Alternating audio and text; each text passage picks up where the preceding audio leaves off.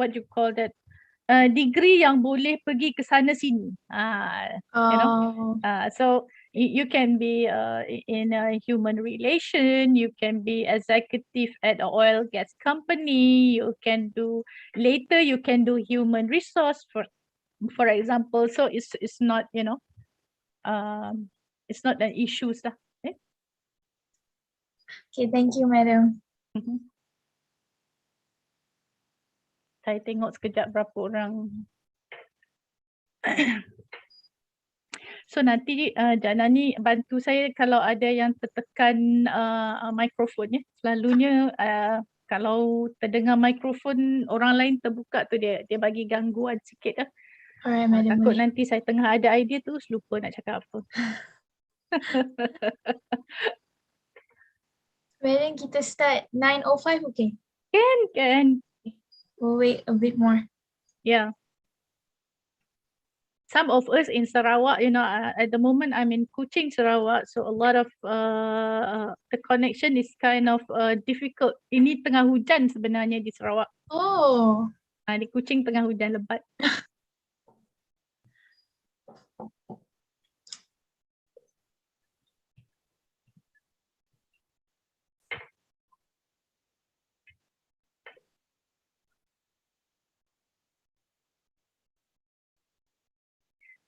We've already streaming in YouTube, huh? Yes, madam.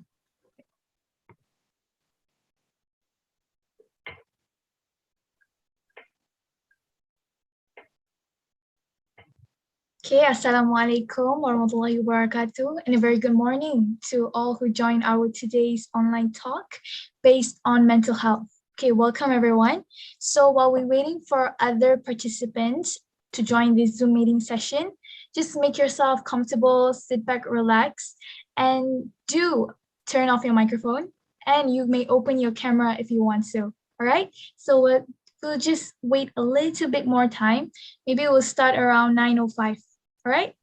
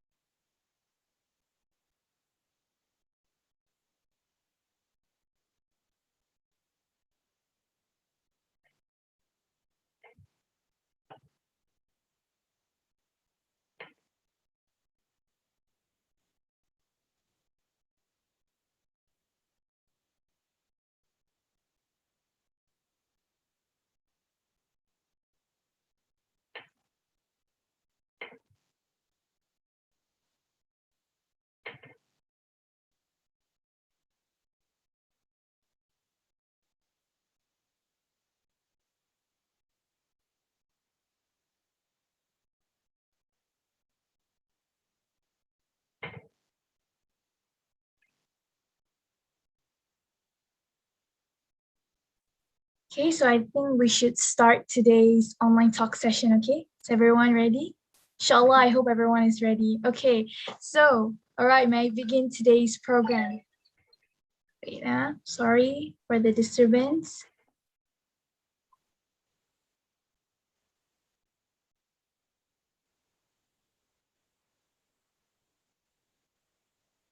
Okay, Bismillahirrahmanirrahim. Assalamualaikum warahmatullahi wabarakatuh.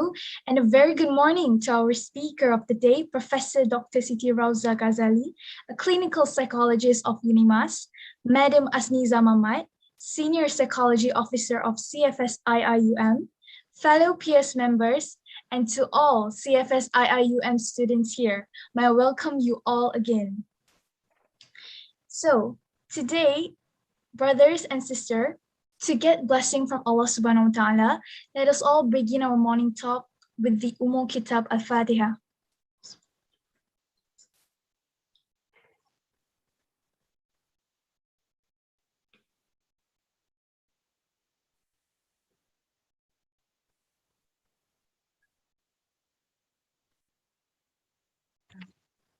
Okay, thank you everyone for the recitation just now. Before I proceed to our next agenda, allow me to introduce myself. My name is Janani Arifa binti Muhammad Jalaluddin from the Course of Human Sciences program and also the president of CFS IIUM Peers Dispatch. Okay, nice to meet all of you. Inshallah, back in campus in semester 2, we will meet each other soon. Okay, so in this morning, I will serve all of you as the MC for today's online talk session. Today's online talk about Mind Your Health Mental program, we're focusing more on self-love and self-care. This talk is specially organized by the Counseling and Career Services Unit, CCSU, and Office of Deputy Dean, Student Development and Community Engagement, ODD SDCE of CFS IIUM.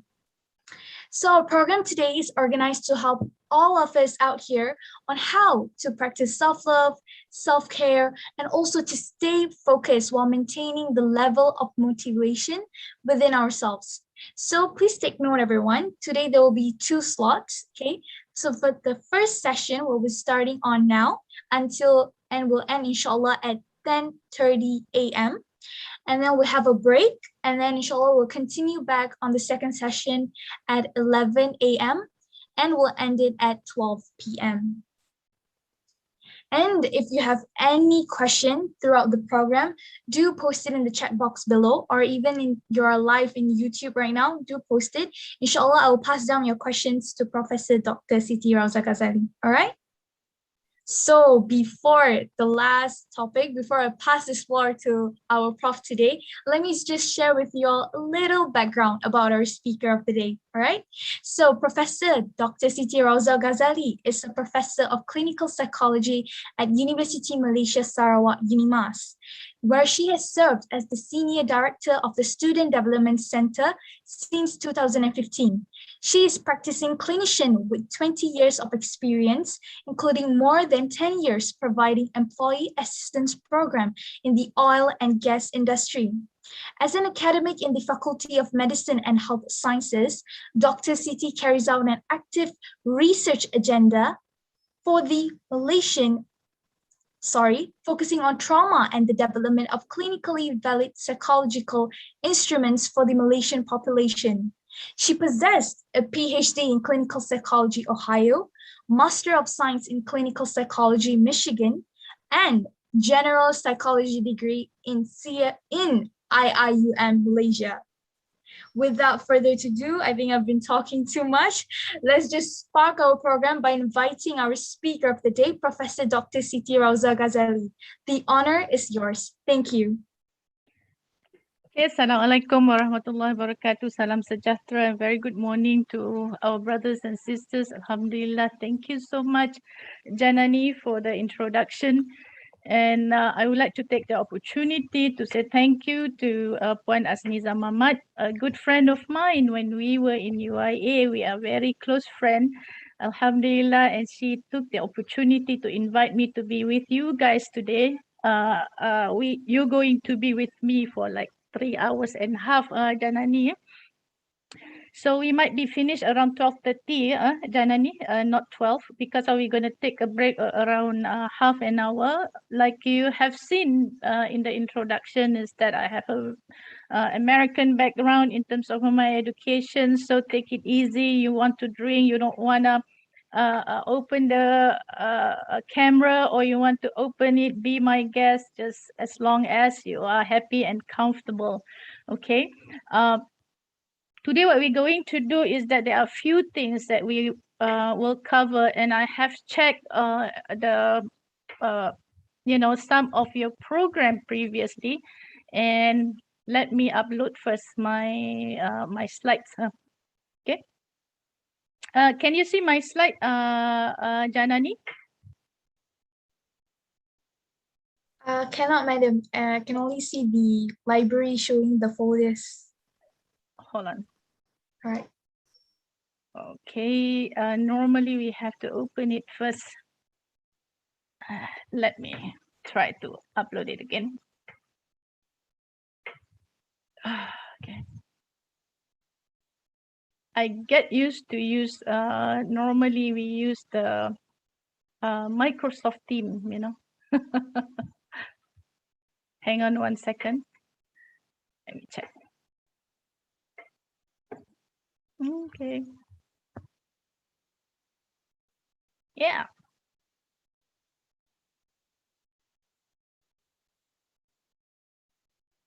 I hope it's coming in. Is it coming in?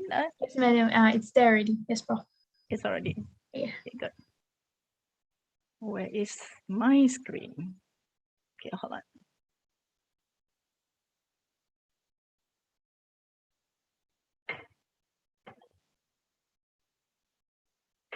Now I cannot find my own screen in my own desktop. Okay.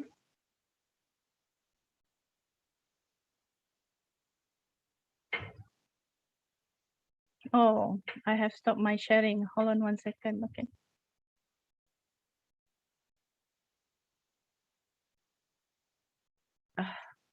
Miss it again.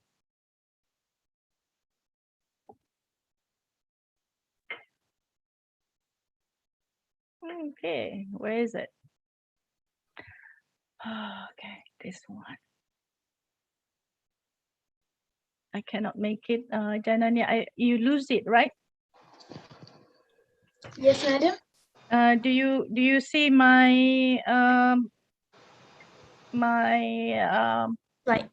slide?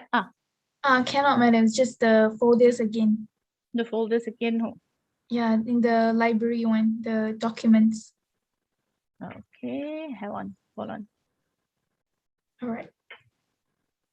Okay, hang on 1 second. I might ask my husband to help me.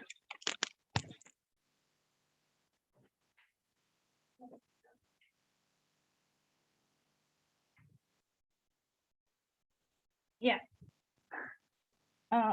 My screen. Okay. To share the screen. That one. Okay. Zoom share. Yeah, tengok. Can we get the slide? Stop sharing and it's in here. Oh, I got it. Oh. Down. All the way.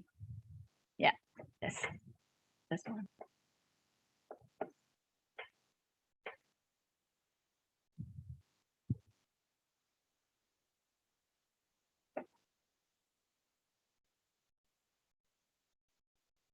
We still try to find our desktop sharing. That's the one. Yeah. You got it right, Janina? Yes, madam. Can see already. But now I cannot maybe to participant that one.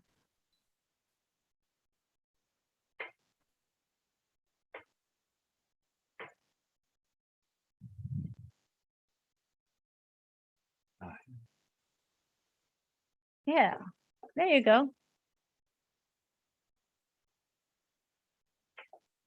Thank you, honey. Now I can see you. Just now I cannot see you and I cannot see the participant and I can only see my slide. Alhamdulillah. That's it. What we're going to do today is that I have checked. Imran, can you shut the door for me, honey?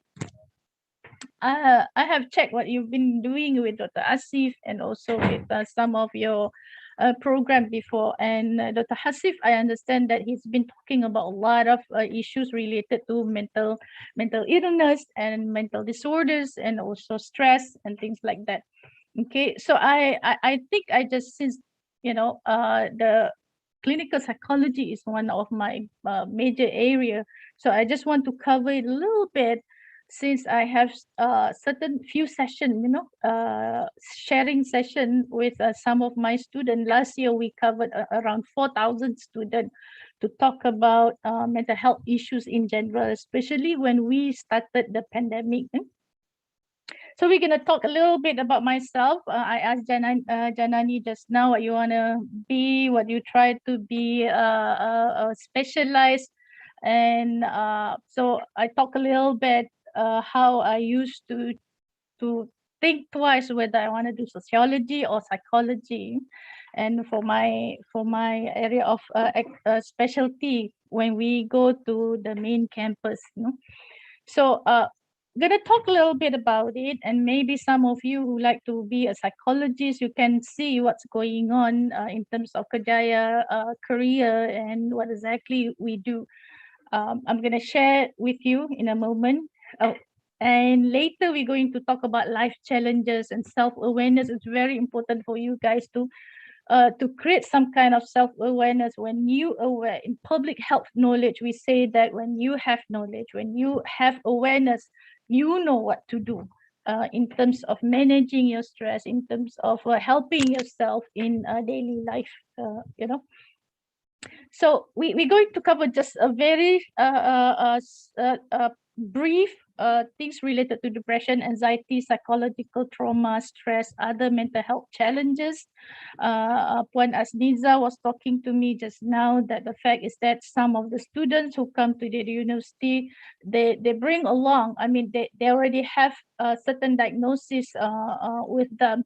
So the challenges in the university make it a lot more difficult for them to manage both the course itself together with their own mental health. So that's why, just very briefly, 5 minutes, we're going to talk about OCD, schizophrenia, bipolar, post-traumatic stress disorder, and one type of personality disorder. And just another 2 slides to talk about self-harm, suicide behavior, what's going on now. It used to be before pandemic that suicide behavior is a lot more less. Now it cover almost like triple, the prevalence of suicide, attempted suicide and completed suicide is actually now triple, more than before pandemic. And we're going to talk about self-care, building mental health resiliency, and a very simple tips that I'm going to share with you. Self-love, that person is me, being yourself.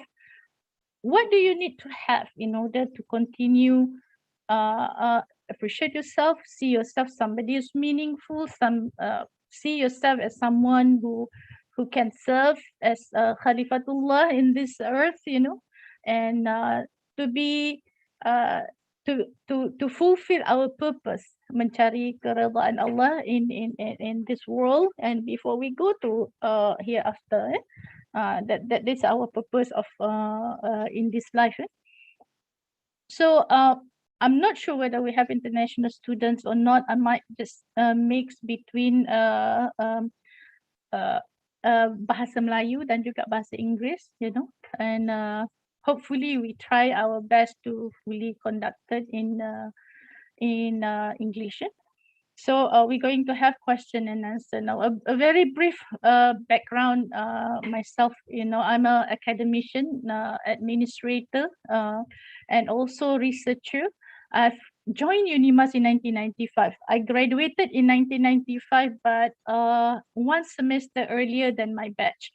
So as soon as I got done, I applied to all different universities to be an academician because that is my ambitions. My school teacher used to ask me, she said, name 3 ambition you have in your mind. And I said, first is lecturer, second is lecturer, the third is lecturer. Yeah. So that's my ambition. Alhamdulillah. I went to United States as soon as 2 months after I joined UNIMAS, to Eastern Michigan University to do clinical psychology. And I'm a professor now, Alhamdulillah. That's a rizki that Allah gave to me, and thank you to UNIMAS in 2014. And recently I've been promoted to get Jusabi lah.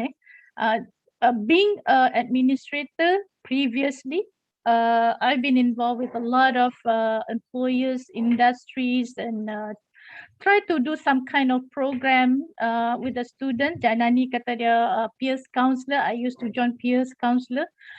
In graduate employability program, I have hundreds of students that I train to become CEO, to become executive, and to become a peer group that represent that being trained represent UNIMAS. How does it look like when you become executive, in your life?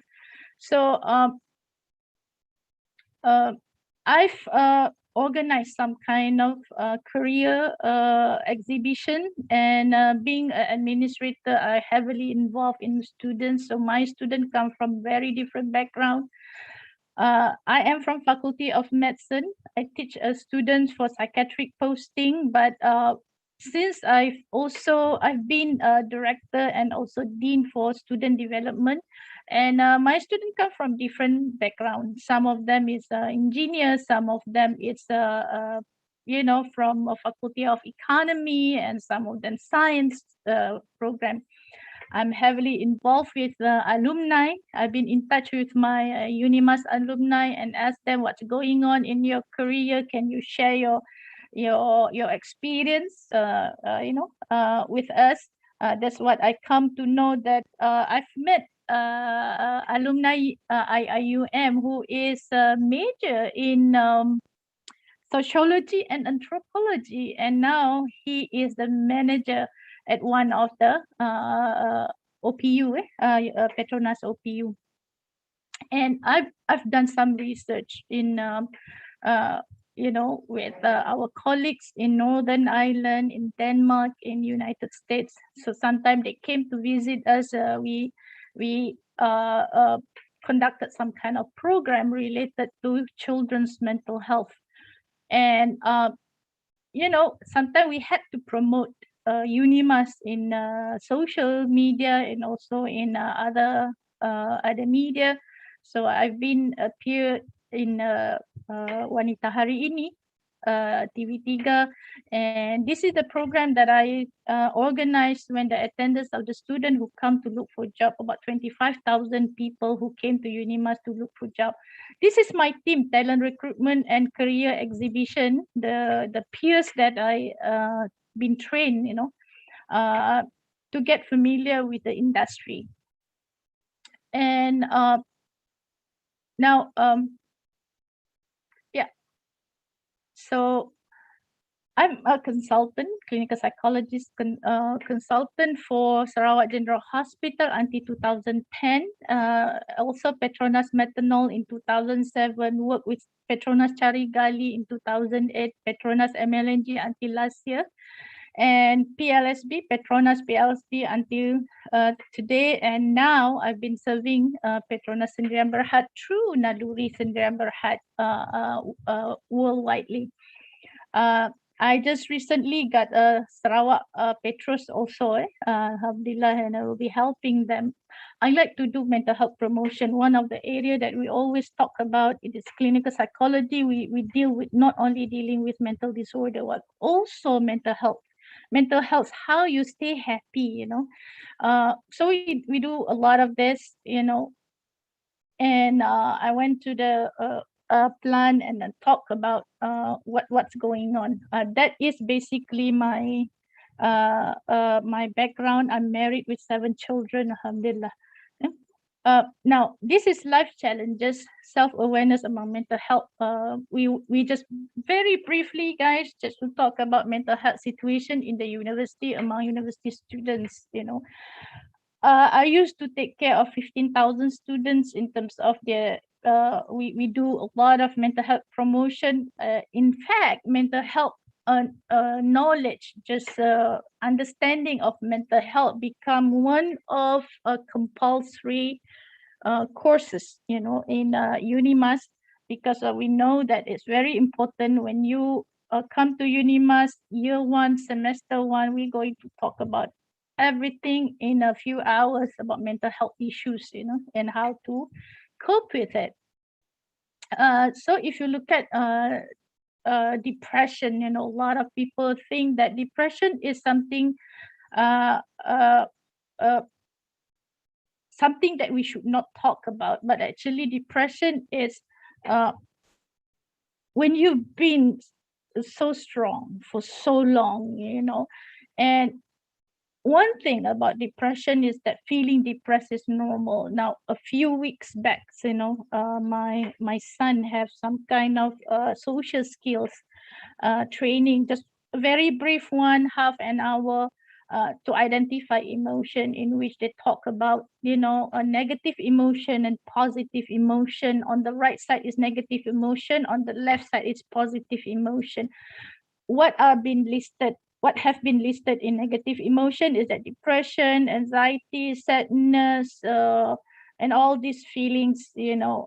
What is positive emotion? Happiness, ceria, keseronokan, kesejahteraan. It is being labeled as positive emotion. The truth is that every emotion, there is no such thing negative or positive. It's okay to feel depressed. It is normal. In fact, you are not normal when you lose someone and you laugh, for example, of you facing such a great challenges in your life, and you don't even respond to that situation. That what we call is abnormal behavior. Okay, so it's normal. But when you reach certain threshold in your life, that you've been keeping it for so long, you've been so strong for so long, and it become a psychological issues, your psychological clinical issues. It disturb your functioning. You have the following symptoms: you feel sad, you feel tearful, you feel empty, you feel helpless, and you feel hopeless. For peers counselors, you guys, the first thing that you have to look for those who are depressed is that hopelessness. That hopelessness is number one predicting factors that someone will commit suicide. So this one is hopelessness. Those who loss of interest in most of all activities, including hobbies, sleep disturbance, tiredness, lack of energy. Sleep disturbance, I want to highlight this. Some people said that I don't have any sleep problems. When I stress, I could sleep until pukul 4 petang. That what we call sleep issues. When you have sleep too much, when you slept too much, that is a sleep problem. That is number one. And number two, you could fall asleep easily, but you've been waking up many times throughout the nights. You got up in early in the morning and you feel tired. And lastly, the type of sleep is that we call insomnia, that you try to fall asleep, but you could not until 7 a.m. in the morning. That is sleep problems too. Now, the university students, they have a lot of issues related sleep problems. We're going to talk about it later, in a self-care section. And tiredness and lack of energy, reduce or increased appetite and weight loss, weight gain, feeling of worthless. Orang Sarawak panggil rasa si berguna. I'm sure there are Sarawakian in here. Rasa tidak berguna. And a feeling of guilt, fixation on past failure, fixating on past failures or self-blame. What does it mean, fixating on past failure? The small thing that you've done wrong. For example, you recognize it's not right for you to do that. You're being hooked into that ideas, and you just cannot forgive yourself. Trouble thinking, concentrating, making decision, and remembering things. Social isolation, frequent thoughts of death, suicidal thought, or suicide attempt. Now, this is what we call, there are so many types of depressive disorder. When you have all these symptoms and it has been going on for so long, to the extent that you couldn't even continue your studies, and you start to feel that you're really alone and sad, you need help.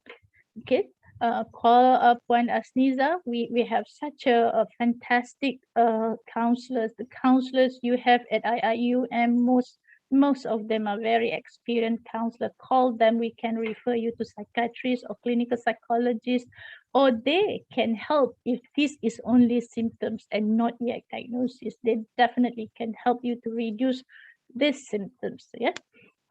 Some people, they do have these feelings, but they can get rid of it and they move on in their life. But some people do not, So when you could not get rid of all these symptoms, you might need help. Yeah, it's okay to get help, just like other things. I have trouble to upload my slides, and I call my husband to help. That's life. You can always ask for help. Okay, and anxiety. Very quickly, guys, we're going to talk about anxiety in Malay language. Kita kata kebimbangan, ya, bimbang, susah hati, risau, takut, nervous. Those are the kind of symptoms, fears, the basic underlying things under anxiety is fear. Fear takut nak balik campus ni, selamat ke tak, those are the kind of feelings. Elok balik ke ataupun stay dekat rumah. Sometimes some people, the children or the students feel okay, but the parents feel susah hati, nak bagi anak balik ke tak, sama juga feeling anxiety.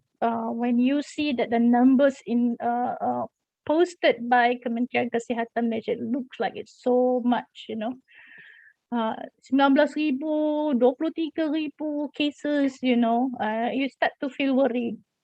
I'm worried too, and especially in Sarawak now we have about 5,000. Only yesterday it reduced to 3,000 something, Am I worried? Yes, I'm worried, so I take care of things. For example, I do not allow my children to go out, when you come out or you follow, some of them come with me, those who are vaccinated, and I make sure that they clean themselves sebelum bersembang dengan adik-adik dan sebagainya. Yes, normal. Anxiety is normal. You feel anxious. It is excessive. When we talk about clinical condition, it's always excessive. It disturb your fungsi, kita panggil fungsi setiap hari tu, dia mengganggu kita.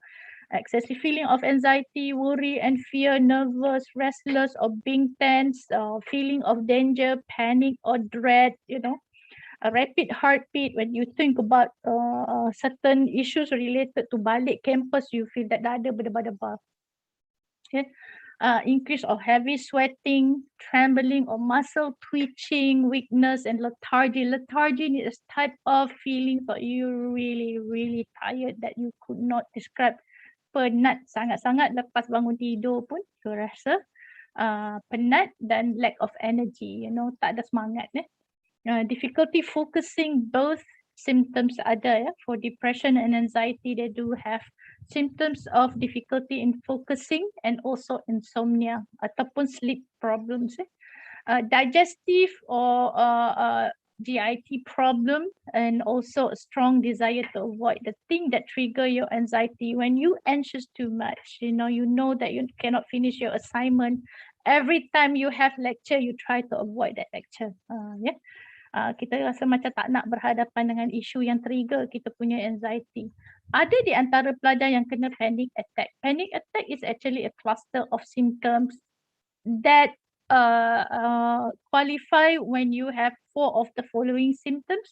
You have palpitation, sweating, shaking, trembling, feeling shortness of breath, chest pain or tightness. Chest pain ni dia macam rasa ada batu, yang menghempap dada dia.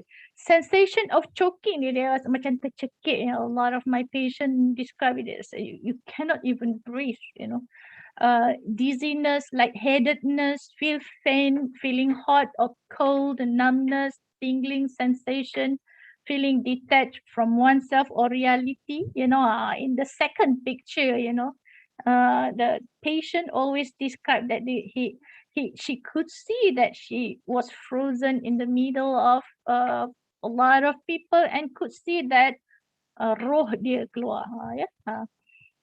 Fear of going crazy or losing control, fear of dying. If you have these 4 symptoms, you might have panic attack symptoms, in which it consists of 6 types of anxiety disorder. There are 6 types of anxiety disorder. Some people do have panic attack. Some people do not have panic attack. So those are anxiety. Now, very quickly, we're going to talk about the stress, the pressure that I want to lift. Stress, everybody feels stressed. I do feel stressed too, and it's very common. Stress is actually normal, is good. Without pressure, tekanan, we normally in organizational psychology, we recognize that without any pressure, our performance is a lot more less. Ya, kalau lecturer tak bagi due date, that is the pressure. You akan drag you punya homework, assignment.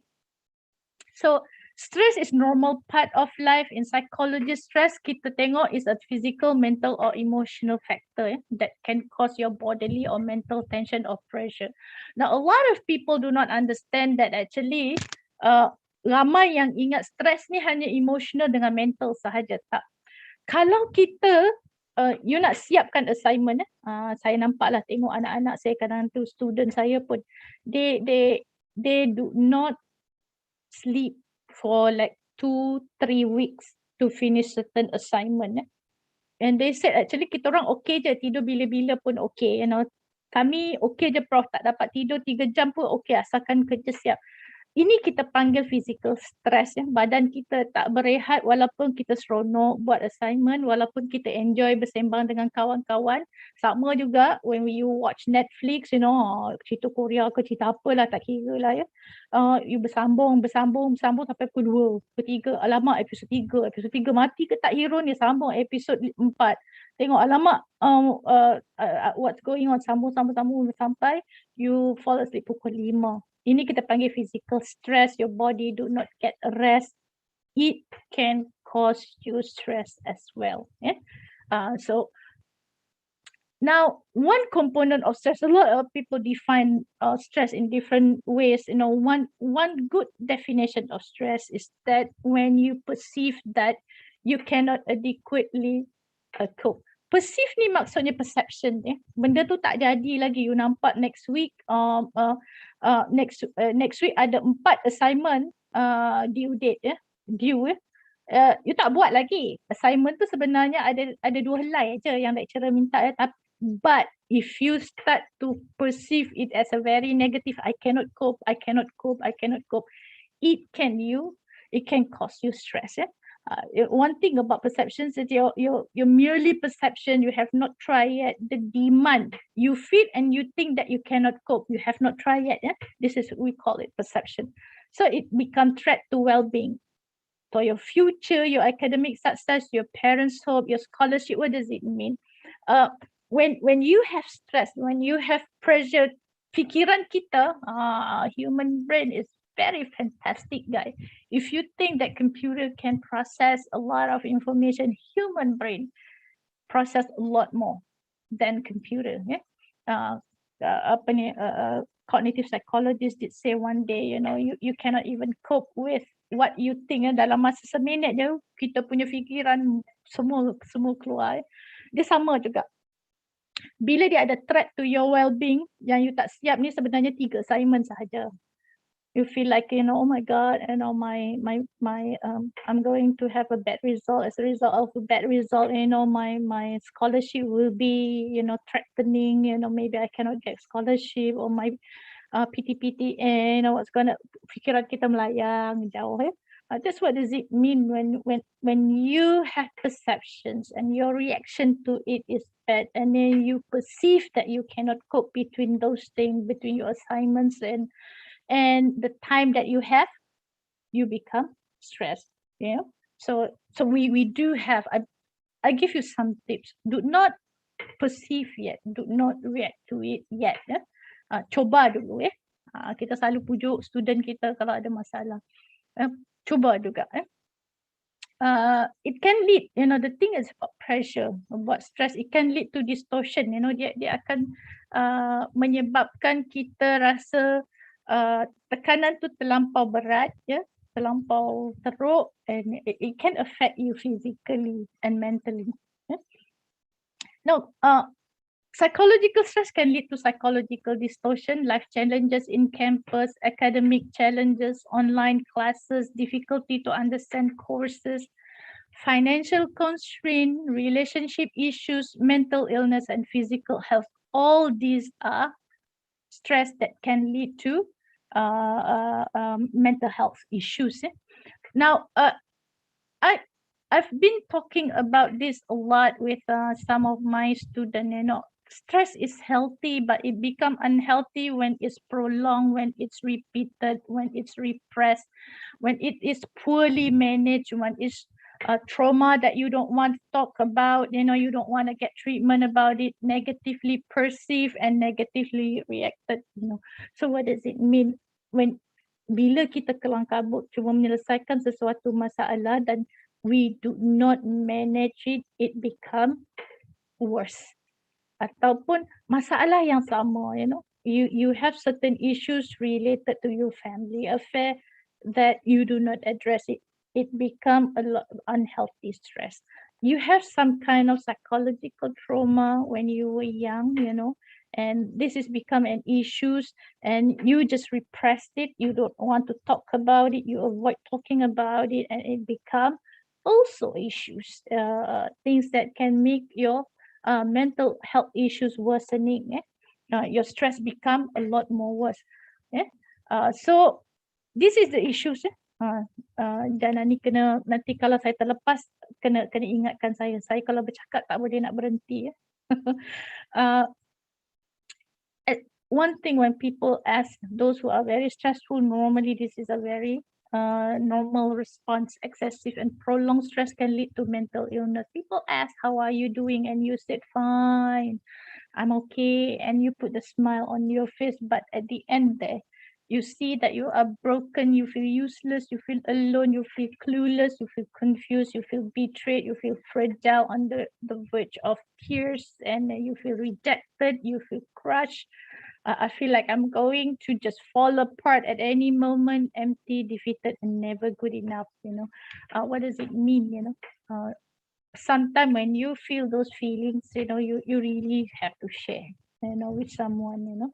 Now we have peer group, a lot of people, they don't want solution. They just need someone to help you, to just listen. They do have the solution. They just need someone to hear you, And it's the same thing too, guys. Stress can make your mental illness worsening and affect your daily functioning. What does it mean? Like Madam Asniza shared with me just now, some student, you're being diagnosed, and you come to the university, you already have certain diagnosis, But when you feel stress, you have some kind of pressure, those the mental health condition become worsening.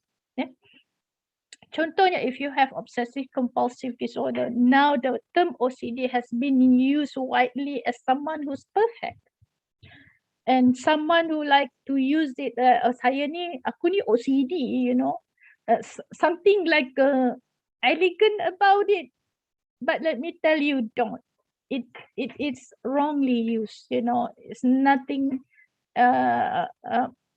nothing good about being OCD, God forbid, janganlah kita didiagnose, dapat yang ni, it take you so long to deal with it, dia akan mengganggu fungsi harian, boleh dirawat.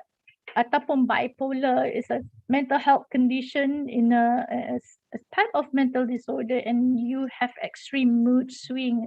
At one point, you feel you are energetic, on the other part of your life, it alternately changes rapidly. You feel that you are worthless and useless, that is depressive mood. The depressive mood and the maniac mood is kind of alternate rapidly between those two. Dia meletihkan schizophrenia, when you see things that other people cannot see. Major depressive disorder is just depression, but you have suicide tendency. And also you have attempted suicide. Ataupun post-traumatic stress disorder, we're going to talk about it later. Or you become somebody with narcissistic personality disorder. We'll talk about it later too in self-care. These are the psychological symptoms that you might have. Some of my students do have it, And self-harm, very quickly, guys, when someone deliberately hurts or mutilates their body without meaning to die. Kalau ada jumpa peer counselor or those out there, our brothers and sisters, you do this, it is unhealthy coping. You need help, Some students say they do it, so they really want because of the emotional and psychological pain is so vague, while I feel this way, so they hurt themselves and it become real. Yeah. Most of them do not intend to die, but just want to remind you guys, this is unhealthy coping skills, because of if you do not take care of it, you have a tendency to repeat it again, And suicide, on the other hand, is also a desperate attempt to escape suffering that is unbearable. You feel hopeless, you feel isolated, and you cannot this individual cannot find things how to end their pain and suffering except through suicide. Dia suicide behavior ni dia banyak ya. Dia ada suicide ideation but never want to commit suicide. Dia kata lintasan saja, tapi bila kita tanya dia tak mau, doesn't want to kill themselves.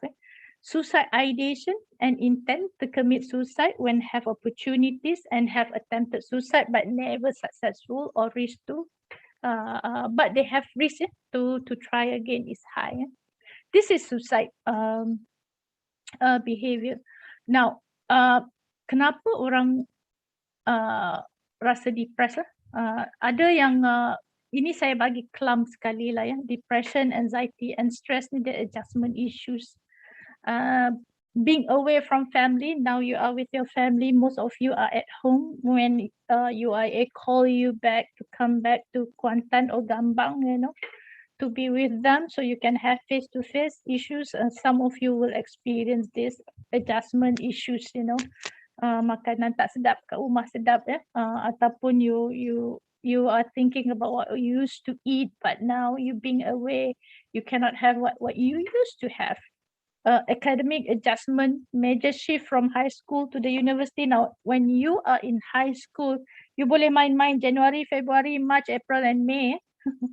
Tak apalah, peperiksaan penggal pertama, penggal kedua tu okey lah. Masuk dia pertengahan tahun pun okey. Masuk dia pertengahan tahun, you speed up, So you cover all the 9 subjects. Masya Allah, you can do that. But in the university, you cannot do that. Yeah, you have to keep maintaining your focus.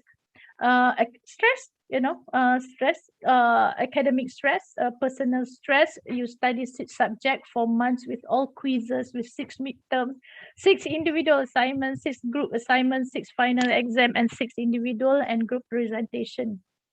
This is what I've been telling you guys, some of the university student. Ini minggu keberapa saya tak ingat lah, minggu ke-6 ke minggu ke-5 ya. If you want to struggle, this is the right time to struggle. Jangan tidak tidur malam pada minggu ke-14 dan ke-15. Masa tu, the stress, the burdens you have is already heavy. The right time not to fall asleep, you want to take care buat group assignment, berjaga malam adalah, this is the right time. In which, when you reach to the final, at the final semester, you still have energy. Jangan sampai energy is depleted, exhausted. You don't even have any when you want to have final exams. Personal stress, parents have marital issues, broken hearted. Ini pun Dr. Hasif dah bercakap mengenainya ya. I can talk about it again next time insyaAllah. Financial issues, scholarship, PTPTN, parents lost job, health issues in which your parents or you need more money to have a treatment, issue related to your own personality. Now guys, you are 19 years old, 18 and 19 years old. The excessive feeling of shyness, I understand that some students, they don't even want to answer my question during online training, online classes. They even feel awkward, want to ask questions through WhatsApp. Sometimes we ask question in WhatsApp, they feel shy, dia rasa malu, rasa macam menunjuk-nunjuk sangat, beria-ria sangat menjawab, nak menunjuk lah tu ya. Dia rasa feeling like that, But actually, ini kita panggil feeling of shyness, and a lot of children have these issues. External locus of control type of person, what does it mean? External locus of control is type of person who are bothered what other people say. Owning ni kena betul. Nanti kan kalau selfie tak cantik, nanti apa pula orang kata ya. tak pandai bergaya dan sebagainya. A lot of things, your center of your personality is all about what other people say. This is what we call locus of control, external locus of control. Very sensitive type of person, excessive attachment to a friend. This friend has to belongs to me. Why she went out without me, without inviting me, so I'm not included, it's always bother them when their close friend be friend with other people. Of course, health problem and existing mental issues, including addiction problem. Ladies and gentlemen, brothers and sisters, kena jaga benda ni ya. Drugs, pornography, games ya. Saya tak tahulah apa orang muda main game lah ni. Game ni kena jaga. I have a lot of cases, taklah, ada few ya, in which our students, university students, have to stop their education, their studying because of they have game issues, addicted to games issues. And now other courses, new environment, new challenges. Now, one of my students, the other environment, the other new challenges is that pandemic. One of my students told me, Prof, my CGPA 3.75. My mom and dad gave me support. Internet is good. Computer is fine. Money have no problem. So my brothers and my sisters say that what else can they do to help me to be happy? And I said, I have everything. Friends is fantastic. Lecturer are good. Lecturer tak ada marah-marah. Lecturer kata hantar lambat pun tak apa. Bawa bersabar. InsyaAllah you can finish this semester. But she asked me a very good question to me. Why do I feel this way? Ini kita panggil new environment, new challenges. There are many people out there who are healthy mentally before pandemic. Now they feel really strange. They feel that they lose friends. They feel lonely. Tak boleh nak enjoy lagi. Ini kita panggil new challenges, new environment. Separation from your stronger support system. Your program is not your first choice. Kalau Janani kata dia tak pasti dia nak buat apa, itu tak apa, Tapi kadang-kadang students, a lot of students still struggling nak ambil law ke nak ambil human science. Law, human science, what do I do, Yang ini pun kena jawab ya. Take your time, process those information. InsyaAllah one day you make sure that even, let me tell you, even this is your not first choice, I've met so many students who are happy later, even though those are not their first choice, As long as you know what's going on with your program, you know where is the sense of direction, and you know that you have done well in terms of choosing enrolling in certain program. And uncertainty about your future. University life make you realize that there are many challenges ahead. Bila masuk university baru tahu, oh my, there's a lot of things going on. Curriculum difficulties, 16 weeks for 5 to 7 courses in a semester. I understand that some human science students, and also law students, they don't have that many. Tapi kalau berbandingkan dengan metric, metric student, Masya Allah, they have a lot. Sabtu Ahad pun tak boleh nak berehat. Nanti bila masuk ke university, this will be changed. Masuk ke main campus, it will be changed. So you have to remember, use the time that you have in pre-U to really get adjusted. So when you go to the main campus, you will be tak terkejut sangat ya, kalau ada 5 courses, 4 courses dan sebagainya. Family responsibility, you are at home, you see that some of your parents, your grandmother, your brothers and sisters, ada yang orang kurang upaya, the struggle that your mom and dad have gone through, it causes you some stress and depression and also anxiety, Now, I'm going to skip the psychological trauma. Inshallah, if we have time, we come back later about psychological trauma. Now, yang ini saya sebab nanti insyaAllah sebab saya takut nanti tak cukup masa ya. Kita dah terlewat tadi bila kita start. Ini psychological trauma lah. We're going to talk about it later insyaAllah. I'll go back to this slide if we think that we have more time. Now, self-care. Based on all these issues going on around you guys, we have sometimes we feel depressed, sometimes we feel anxiety, sometimes we feel stressed. Things are coming on our way, and that's very important for you guys to build psychological resiliency. What does it mean? You have to be prepared. Dalam kehidupan kita dekat dunia ni, ada seorang student tanya dengan saya, ya, Prof Siti, macam mana saya nak istiqamah sentiasa energetic study? Saya kata memang tak boleh istiqamah, walaupun tempat bekerja nanti nak istiqamah, when you want to have istiqamah in studying memang tak ada, tak boleh.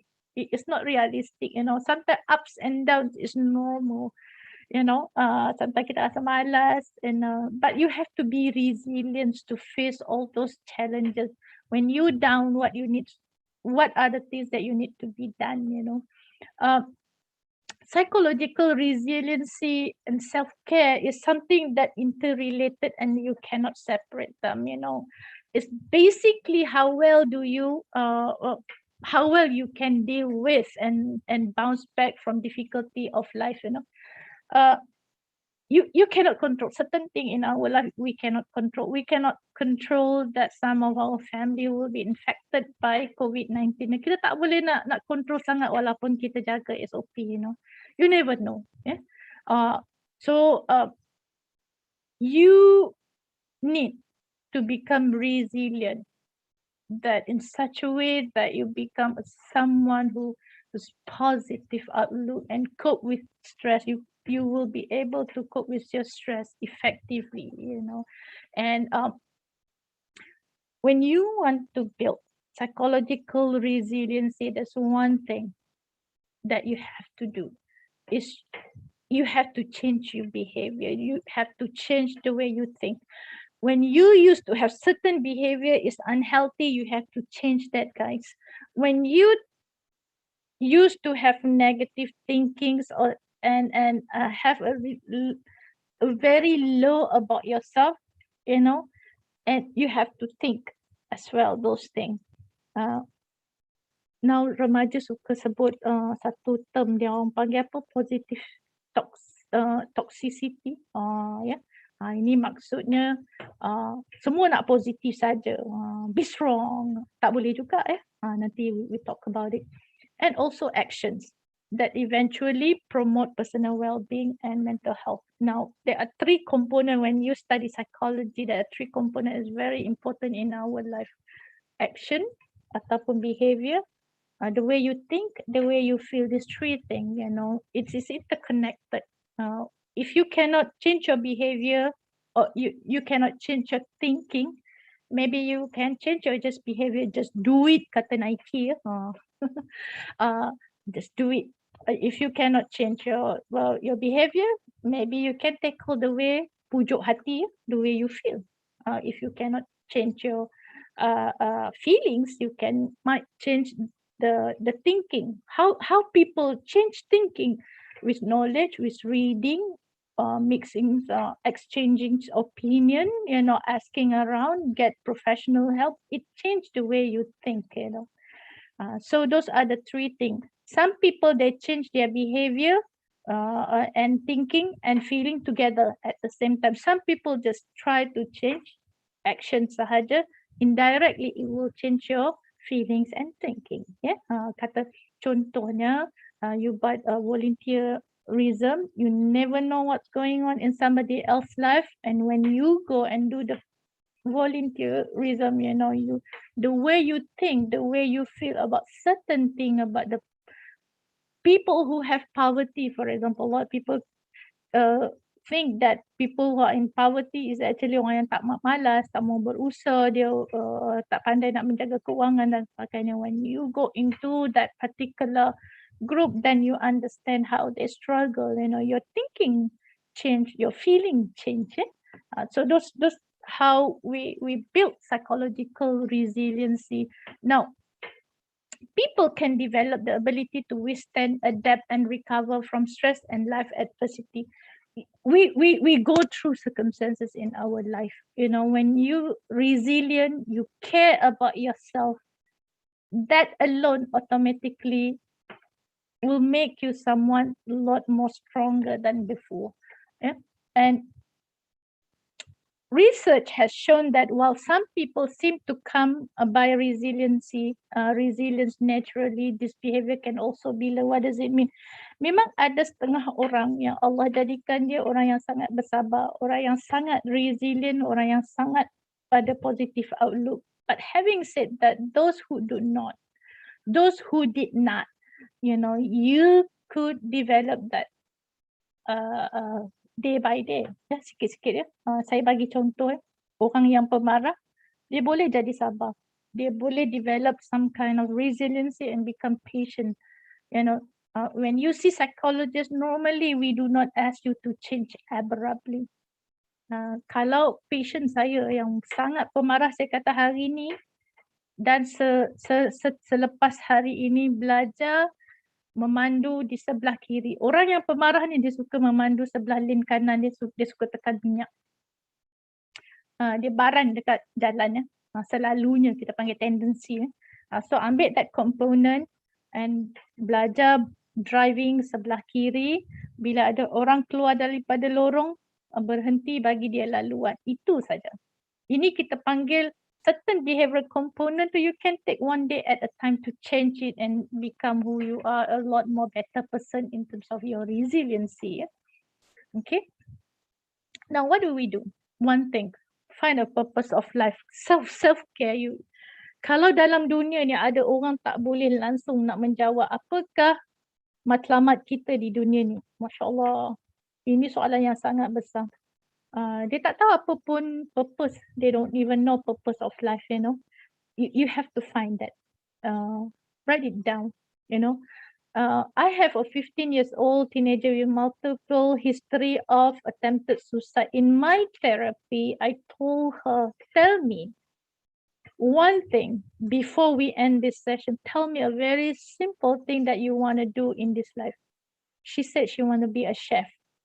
The moment she said that she wants to be a chef, it changed the way she smiled, it changed her facial expression, it changed the way she sits, it changed the eagerness. And then I said, let's talk about being chef. Ini kita panggil purpose ya.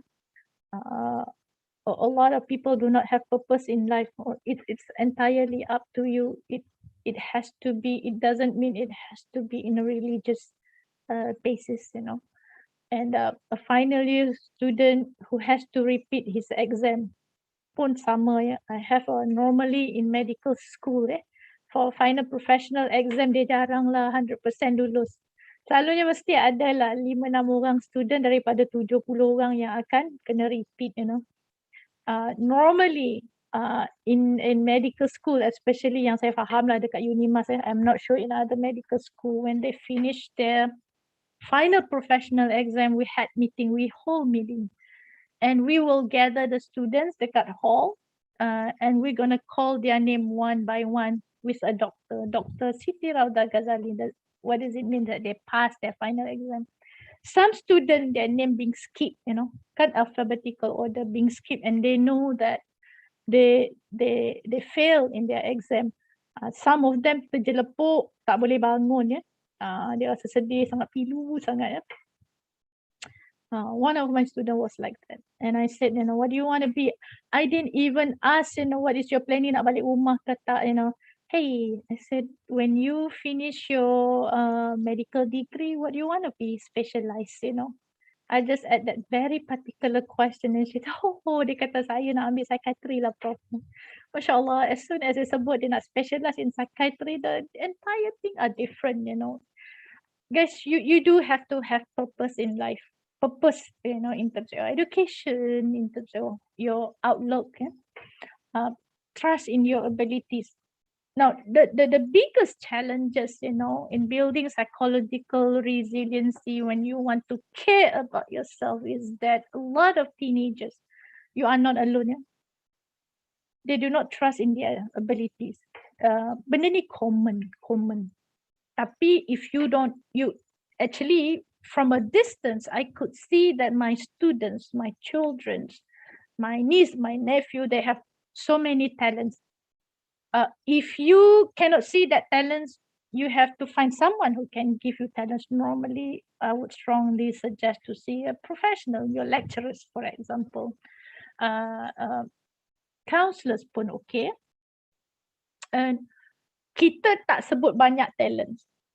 When you trust that you have 7 abilities, but when you trust only 1 or 2, that's a very good step to care about yourself. To build your psychological resiliency. Now, a first-year student who believe that she is not smart and not capable. This is happened first semester last year when we first had MCO, and 2 students I helped. It's actually bukannya seorang, 2 orang.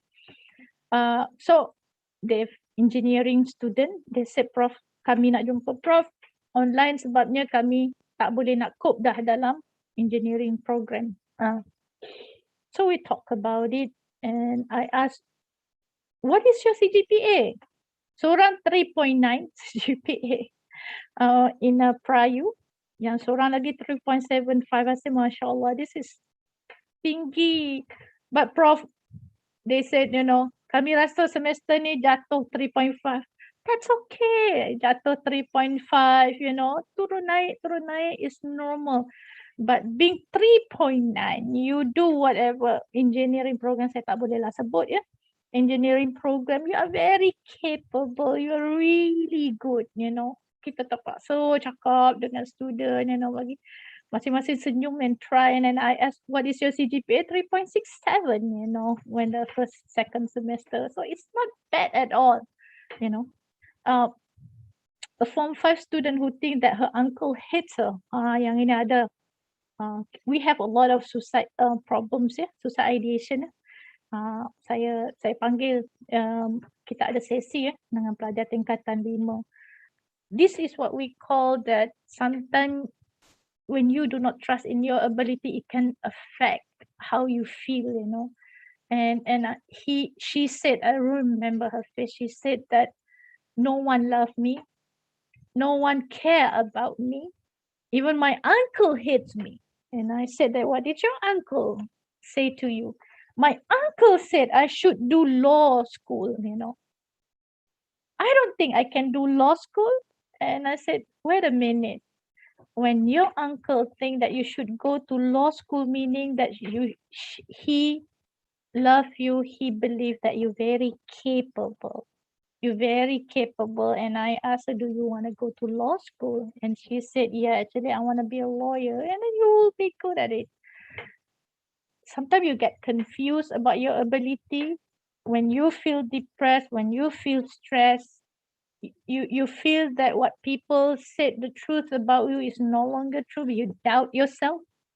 Self-doubt is very common that make people do not believe what they can do, So it is very important, guys, you trust in your ability. You have to listen to your own voice.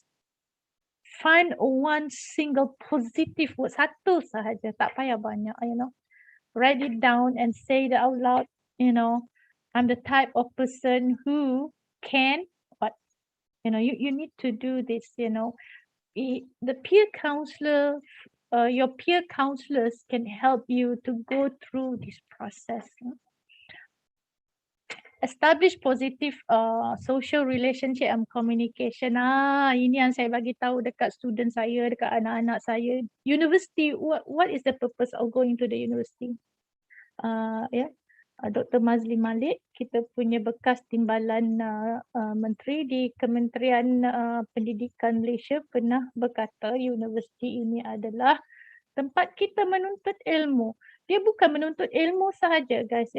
Universiti adalah tempat, it's a place when you learn to build a critical thinking. Disagree with your lecturer, come out with things that are really deeply buried in your mind that you've been wondering, and say it out loud. You have to establish those relationship intellectually, and this is the type that you have to communicate and tell, what do you think about this?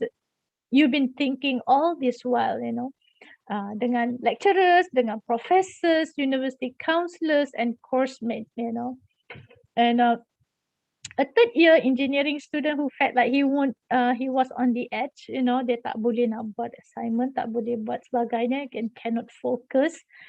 And one thing that I asked him question, dia kata ada 3, 4 assignment dah week berapa? Week 12. Week 12 ni, 13 ni a magical number, a magical week that when a lot of university students feel stressed about it, kita ada masa lagi insyaAllah. So I asked him one question. Dah telefon lecturer ke? Belum lagi Prof Siti. You dah bagi tahu ke thermodynamic whatever, bunyi engineering student lah tahu ni thermodynamic apa benda lah, punyalah susah, complicated bunyinya. Have you spoken to your lecturer? Belum lagi Prof Siti. Ni subjek yang nombor 2 ni, apa at math whatever benda ni, calculus ni, you dah call ke belum your professor? Belum Prof Siti. You have to talk, focus on live interaction. Call, jangan message, janganlah message pukul 2 pagi, pukul 3 pagi. Kalau saya okay, you nak message pukul 2 pagi, 3 pagi, tapi lecturer yang lain kesian kat dia ada anak kecil, dia terkejut, musim-musim pandemik, kita takut mak dia dah kat dalam ICU ke apa, tiba-tiba pukul 2 ding bunyi ada message masuk, dia dah menggigil. So respect that territory lah, but try to call, kata, dear Dr. Siti, can I call you around 5? I just a very brief one. I have certainty that I want to speak with you. I promise you it's only 15 minutes. Establish that communication, establish that positive relationship. Some of my student, they said that they cannot do assignment. Ini isu yang memang biasa, student dia kata dia ada 4 orang dalam group members, 2 orang tak boleh buat assignment, tak boleh di contact, cannot be contact, uncontactable. Ataupun very common juga during presentation, tiba-tiba 3 orang tak datang, you seorang je yang datang. Communicate, call, jangan bergaduh di dalam WhatsApp. WhatsApp ni bahayanya bukan apa, you maki-maki hama nanti orang screenshot, it can cause tindakan tata tertib, be careful with that. Call and talk. Say, hi guys, let's see in Google Meet and let's talk about this. Let's finish it within 10 minutes. Who to present what, Now, call your lecturer, call your friends, don't fight in WhatsApp group. So those are the kind of thing that you should do. Ini kalau you datang berjumpa dengan psychologist like me, I'm the one when the students cannot do it at all. They feel really helpless. They feel really hopeless. This is what I did. I said, Mat bagi siapa nama lecturer, biar saya yang buat. This is to confirm that Mat is currently receiving psychological help from me. He has some issues in using online learning approach. His MCO has been implemented. He diligently attended all of the scheduled session, is making good progress. Please kindly help him to give some extension for his assignment. I send this email to the professors. You know what? When I send this email, like less than a day, 3 hours, 4 hours, saya dapat dah message, email daripada all the lecturers kata, Prof Siti jangan risau, nanti Mat punya saya bagi extension. Prof Siti jangan risau, kami faham ramai student yang mengalami isu yang sama. Prof Siti tak apa, bagi tahu Mat, call saja saya. Nanti kan saya bagi tahu kat dia apa assignment yang dia perlu hantar dulu, apa yang dia kena postpone dan sebagainya. establish that communication, guys. You know, don't worry. Kalau you terlambat, bagi tahu you lambat. If you are late, let your lecturer late. If you tertidur, for example, let them know. You know, kena marah, mestilah kena marah. Of course, lecturer dia akan bagi lecture. Why? You know, dia akan membebel-bebel. Tapi bebelan tu, you have to remember that when you make mistake, guys, campus life is a mimic of dunia pekerjaan, ya. Kalau kita kena marah, terimalah kena marah. Baru-baru ni ada staff Petronas tanya kat saya, Pro Siti, macam mana sentiasa nak happy dekat tempat kerja? Macam mana nak happy kat tempat kerja unless if you are really bipolar and maniac face, you know. Tak boleh. You akan make mistake, guys, you know. Saya make mistake, you know. Naib Chancellor tegur kita, you know, you kena terima, ya. Rakan sejawatan bagi tahu, Pro Siti tak buat ni ke? Pro Siti buat program ni. You have to, you know. That's a part and parcel of life, you know. Mana boleh kita nak jadi sempurna saja. Tidak ada kesempurnaan untuk seseorang human being. Kena marah dengan lecturer, redalah, terimalah, ya. Ini contoh, ya. Saya bagi contoh, tulislah. Kalau tulis email dengan professors and lecturers, apa pun, bagi tahulah, Assalamualaikum, selamat pagi, nama saya apa, fakulti mana, tahun berapa, pada hari Jumaat ni, I have to finish it on Thursday, but I can only do it on Friday. What is your issue? My issues is that I have to do this, I have to do that. Bagi tahulah, ya, email as a record. Now what else? Yes, establish positive social relationship and communication. That's what we said just now. Now, one thing that many lecturer complains that student never or rarely call or email them. That's true. You know, that's my own experience. Some student, they feel afraid, fear or worry and scared to do it. But guys, when you do it once, saya pernah bawa student dekat dalam session, saya suruh dia type waktu tu juga. You type sekarang ni dekat Dr. Siti. Dia type tulis, lepas tu dia tengok, Masya Allah dia balas. Thank you Prof. Dia balas. You know, dia mesti balas. Tapi kalau dia tak balas hari Sabtu Ahad tu, kena ni lah, ya. Kena faham, ya. Lecturer pun dia ada certain thing yang dia buat, ya. Waktu cuti, embrace and adopt change in life. Be a flexible person. Be a flexible person, you know. You have to open your mind, your heart. When you go back to the university in December, some of my children said pelajar UIA kena balik bulan Disember, ya. And you akan jumpa. You will meet some students from different country, different family background.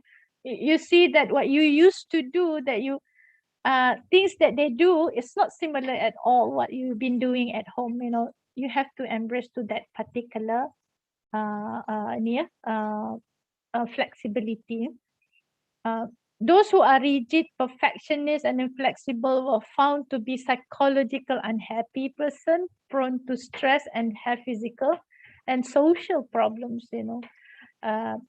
Embrace new experience, enjoy multicultural friends, and COVID-19 pandemic is rich with experience, take it and sail with it. Yeah. Banyak pengalaman yang kita belajar daripada COVID-19. Be optimistic. Pro Siti ni semuanya nak kena positif. Bukannya senang nak optimistic. Yes, it's true, it's correct. Sebabnya kita your first sem, you know, there's a lot of thing yang lain, you know, dekat sekolah menengah tak ada, ya. Tiba-tiba dekat universiti ada, ya. One thing that you can do is that try to do a positive outlook, communicate, you thankful, you know, for the opportunity. Kata nasib baiklah duduk dekat rumah. Kalau duduk kat kampus dah tak boleh dah nak buat, nak struggle all this thing, you know. Remain floating and finish your study. Habiskan dulu apa yang ada, ya. Banyak benda, contohnya nak buat psikologi ke, macam Janani dia, psikologi ke, communication ke, nak buat history ke, nak buat anthropology ke, nak buat apa, ya. There's a lot of thing that you think about, ya. Habiskan habiskan saja dahulu. your semester, ada yang ambil linguistik nak tukar kepada law, boleh ke tak? Possible ke tak? Explore the opportunity. Meanwhile, you have to finish what you're doing at the moment. If you need help, be mindful. Be mindful maksudnya, some people misunderstood about the words mindful. Some people thought that being mindful is positive, sentiasa tak boleh complain, be optimistic all the time. No. Be mindful while you try to be optimistic, but you cannot do it. You feel so depressed. You feel so anxious. If you need help, you feel that, you know what? I think my anxiety and my depression is really worse. If you need help, go for it. Okay? Yes, if you are too stressful, if you are too depressed, if you are too anxious, it's hard to be optimistic. But one thing about optimistic, you do not have to bundle every single thing and swallow it at one time. Just choose one. Take action. Saya cakap tadi tu, just do it. There's one component in psychology, in behavioral changes, we talk about changing feeling, changing thinking, and also action. There's one component in behavioral changes theory say that you tak payah fikir, you tak payah feel, just do it. I think Nike dia hire psychologist kot untuk dapatkan dia punya tema, just do it. Contohnya, rasa macam ya kah exercise ni boleh kuruskan badan. Oh ya kah exercise ni will make you feel good. Don't even think about it. Just do it. That alone, action alone can change the way you feel, can change the way you think, And building great personality require positive change in thinking and feelings and behavior. Dia tiga-tiga tu kena buat. And one thing, sometimes, like I said, sometimes when you just keep doing it, buat saja, it become habits, and directly it changed the way you think and it changed the way you feel, I don't like hiking, but my son is hiker. Lama-lama dia seronok ke Balong? Hiking ni seronok bu, dia cakap. Okay, you should go for hiking, and I just try, and now I can feel why hiking is become addicted to certain people. It's not addicted to me, but I like hiking, I can feel that when you go for hiking and you abandon all your gadget, what you connect is just only with your environment, and you can feel how good you feel. A second year computer science student who could not finish group assignment because 2/5 of the group members defer their education. Yang ni very sad. And during pandemic, before pandemic, you don't have this problem.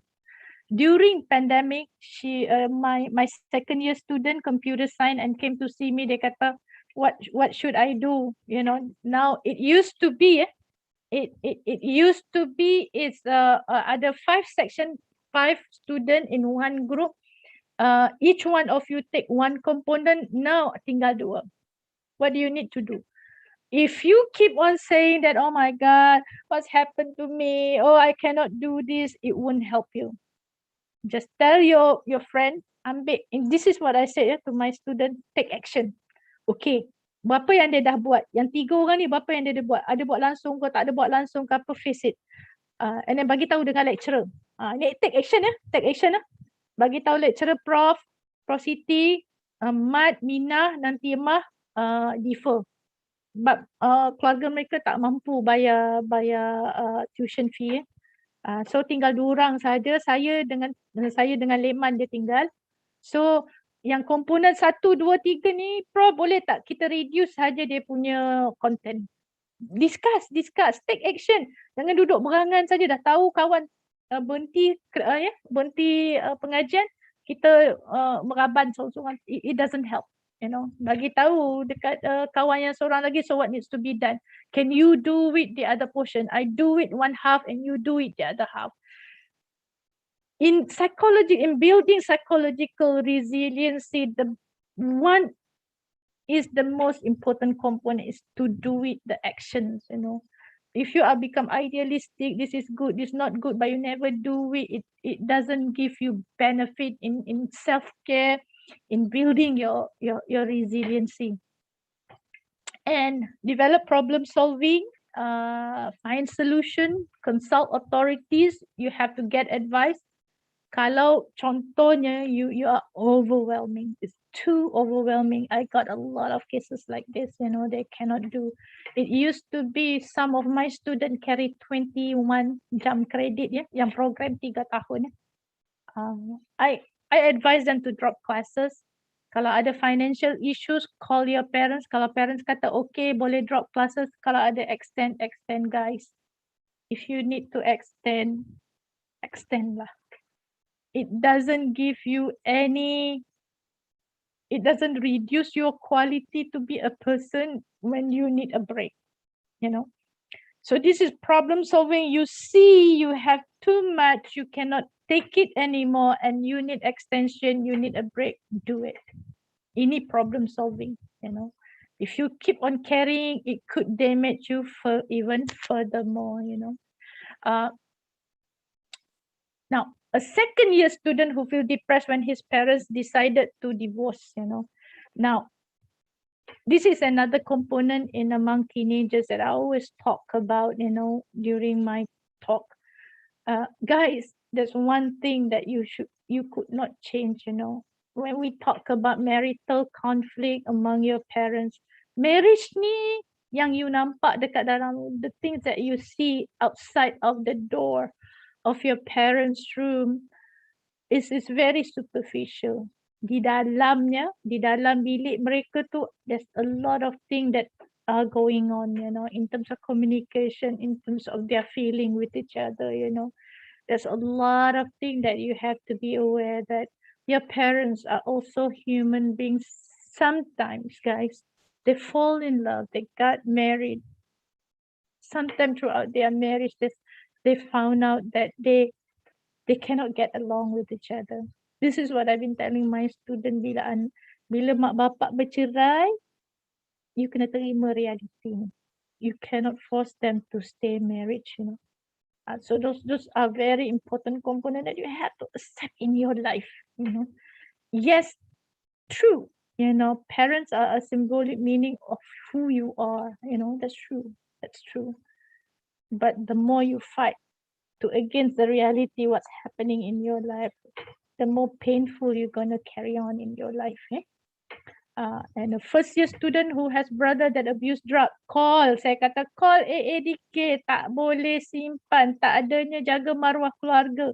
Malu when involved in drug abuse, telefon pakcik, telefon makcik, kata abang saya guna dadah, saya perlukan bantuan. When comes to substance abuse, the problem has to be supported by a lot of other people. You alone, you keep it secret, it does not help you or your brothers and sisters. You make mistake, ask for apology. Sekali kita minta maaf, kali kedua, kali ketiga kita dah pandai orang yang sentiasa memohon maaf. Jarina, kita ada 1 minit lagi, insyaAllah we'll finish. Keep improving your skills, take one day at a time. I have a 1-year medical student who need medical result of her examination. That was a first semester. She came from a Chinese school. She could not even speak a good Malay language. When she called me, she said, kamu Dr. Siti kah? Ya, saya kata, bolehkah aku minta keputusan peperiksaan? Dia kata, kasar sangat bahasa saya kata, boleh, bila kamu nak datang? Saya layan dia je. Kamu nak datang bila? Kau nak datang sekarang ke? Bolehlah, kejap lagi aku datang. That's the kind of language she used. She came to see me and I described to her, where you come from. Describe, bahasa dia pilih tu memang kasar. bila dia cakap pun dia memang all girls school all girls school datang sembang. Lama-lama saya bagi tahu kat dia, Siti, kalau you nak bercakap dengan lecturer macam ni, you panggil puan boleh, you panggil doktor boleh, you panggil prof boleh, you panggil encik pun boleh ya. You tanya. Nada kena lembut nada kena lembut, cakap tonasi kena begini ya. Dia pergi ke Sibu, dia buat clinical program, dia balik dari Sibu, masuk U4, she totally changed. She said that one thing that I remember Prof Siti is that how important it is we improve our skills, you know. Masya Allah, you know. Kita kena terima sebagai educator. I always see changes in my students' life. Sekarang ni student saya semua ada yang nak jadi doktor pakar pun ada. They do a lot of stupid things, just like what I did when I was in UIA. But now you change, you know. Keep improving your skills, you know, become somebody more meaningful, you know, for you and for others. Finally, last kali, recognize the importance of seeking help. I think that's all for now. Do you have any question, guys? Janani, untuk first section. We can have one question, one or two questions. Back to you, Nani. Okay, thank you, madam. So anyone that has question, you can post it in the chat box. And the ones in the YouTube also, you can post it at the chat box YouTube live. Adakah soalan? So far, dari tadi tak ada lagi, madam. Yeah. Maybe they still braining it. Inshallah, lepas ni we have more questions. Even me baru tengah dapat lah something from today's talk. Yeah. When I was in year 1 in UIA, all the international lecturer dia susah hati. Kenapa budak-budak Melayu ni, budak-budak Malaysia ni tak suka menjawab ya? Dia selalu komplain. Saya ingat lagi that professor and dia kata one thing that I'm so worried is that, you know, do they understand or not, you know? I remember that. Well, I think if you don't have any question, we're gonna take a break. We continue at 11, yeah? Inshallah. Yes, Meanwhile, if you have any question, maybe Puan, you can message Puan Asniza, and inshallah we'll see you again at 11. Madam, sorry. Yeah. There is one question here. Yeah, sure. Okay, so how should we get help if we denied all our pain? How should we get help if we denied all our pain? That's a question. Well, that normally people who deny their pain, they do not get help, as simple as that. This is what we call in clinical psychology term insight. Yeah? Insight, INSIGHT, insight. Insight is a term to describe that how much do you know your problem and to what extent that you are willing to get help.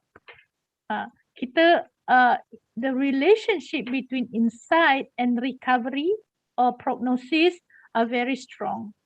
Meaning that those who have good insight, they tend to recover a lot more faster dengan in comparison those who do not get insight. So there is no such thing that people in denial but get for help is very rare. Ini normally contohnya lah ya, parents yang paksa dia pergi jumpa. Parents nampak dia tak boleh tidur, nangis dan sebagainya, mengurungkan diri, you know, isolated herself and then injured herself, you know, doesn't want to get help.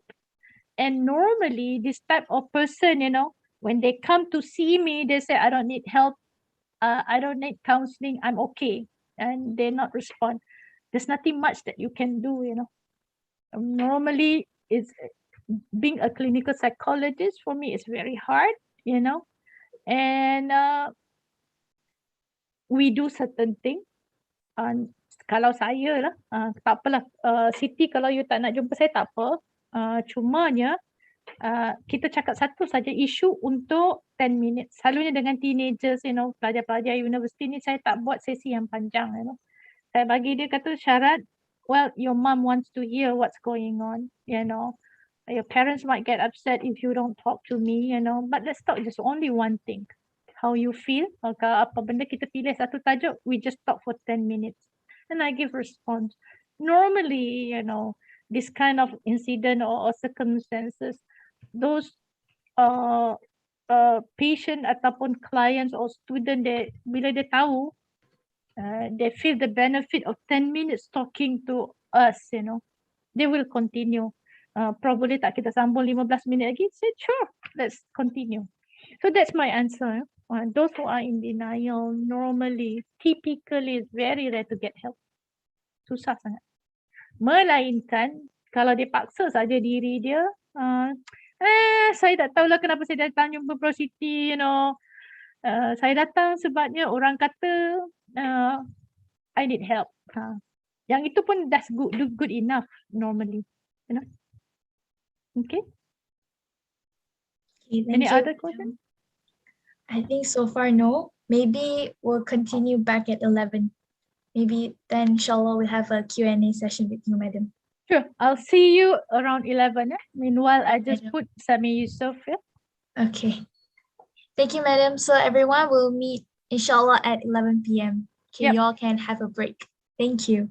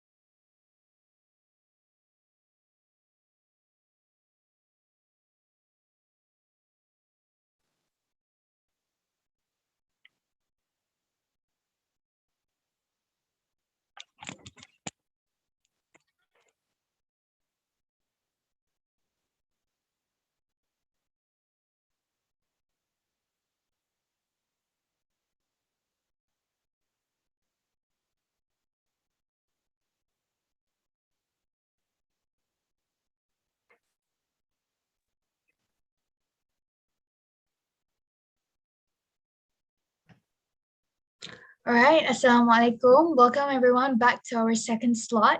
Do to remind all of you to click the link in the chat box or in the YouTube live. You can click to the evaluation form and for your attendance and for today's program. Okay, do click the link.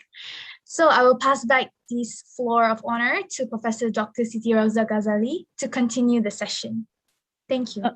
Assalamualaikum warahmatullahi wabarakatuh. Salam sejahtera. Very good morning to those who just joined us. Can you see my video is playing just now, Nani? Yes, madam, but just no sound. No sound. Yeah, no sound. That is awkward.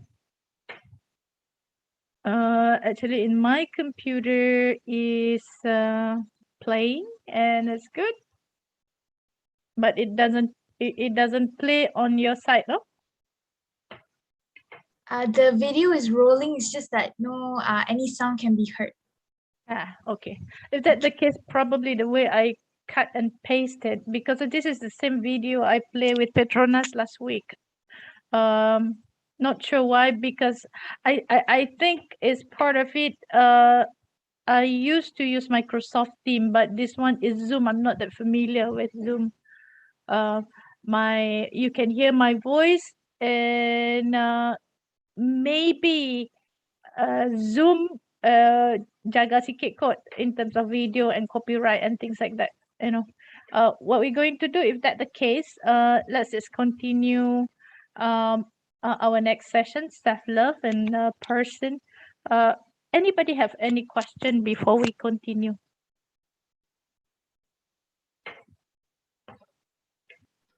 So far, no, madam. Oh, sorry, Izzah madam. Izzah kata share audio, madam kata Izzah. Tapi memang tak dapat, saya tak reti lah Izzah. I have to admit to you. Let's just continue. Madam, Yeah. Sorry, there is a question. Uh-huh. There's two questions actually. Madam, you want to answer now or later? Yeah, sure. Alright. Our session is just leisure, you know. Okay, so the first question is that, can we keep the dissatisfaction feeling from our family? I once vent my thought, but my parent blamed me for it. So I think it is best for me to bottle up my emotion. That is the question. That's a really good question. No, it's actually technically, if the emotion, the feelings that you have is really torturing you or make you feel unwell, you know, memendam perasaan, it's not really nice, you know. It's unhealthy. That's why sometimes, you know, coming to see psychologists or counselors or peer counselors is really good. What you need, you just need to express how you feel, you know. So to answer your question, it's not really healthy, you know. Lama-lama nanti dia, ini yang saya selalu bagi tahu, yang bengkak tu dia membengkak, lama-lama dia jadi bernanah. It's the healthier way. There are healthier way to do things, you know. As some other, you share with someone you love, someone close with you, your friend, your best friend, your boyfriend or your girlfriend, you know, or your lecturers, just to do it very systematically and healthily, you know, and not too emotional. For example, you can introduce yourself to your lecturer, saying that Madam Siti, saya nak minta pandangan lah, kata saya ada masalah perasaan ni dah lama dah saya pendam, saya nak mohon pandangan. You know, you do it in such a way, you are very conscious, you are very careful, and you do it when you are calm. Yeah. So you can do that to your lecturers, to your friends, and instead of what is unhealthy. What is unhealthy when you express it when you are angry, when you are stressful, when you are tired, when you emotionally at peak and really angry, and when you express it in social media. In social media, there's a lot of things that, you know, even my daily communication in social media, like in Facebook, in Instagram, I do have Instagram, but I don't use it that much. I use Twitter, I use Facebook.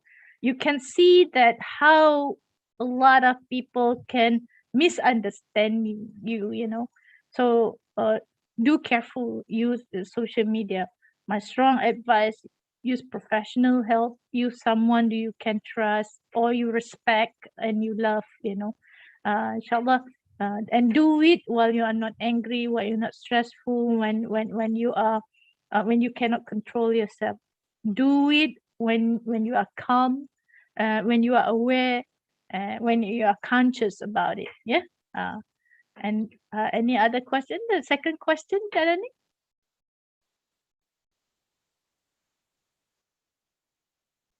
Hello? Sorry, madam. Am I audible now? Yeah, you are. Okay. So the second question is that how to cope with anxiety or panic attack? Yeah. One way of we're going to talk about it, self-love, you know, in self-love. Coping with anxiety, when it's normal anxiety, is actually you have to keep your routine straight. We definitely will talk about it, but since you asked this question, you know, the most basic things, guys, you know, jaga makan, jaga tidur, exercise setiap hari, keep your communication open with someone you love. It's very important component. A lot of throughout my experience as clinical psychologist, I've been telling people how important it is exercise, how important it is to take care of your sleeps, you know. And a lot of people do not see that, you know. And you hope that there is no miracle thing, you know, in behavioral changes. There is no magic wand. Kita tak ada kayu sakti macam Harry Potter and bling you come to see prosperity and you feel better, you know.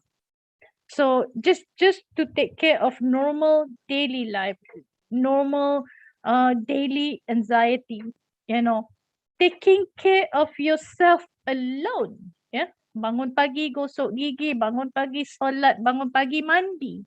Ramai student yang pergi kelas tak mandi, tak mandi, tak makan, kelang kabut, malam berjaga sampai pukul 2. Benda-benda yang sangat basic ni, kalau kita tak jaga dari usia muda, dia akan melarat kepada usia dewasa sehingga kita berumur dan terbawa-bawa sehingga bila kita berkerjaya.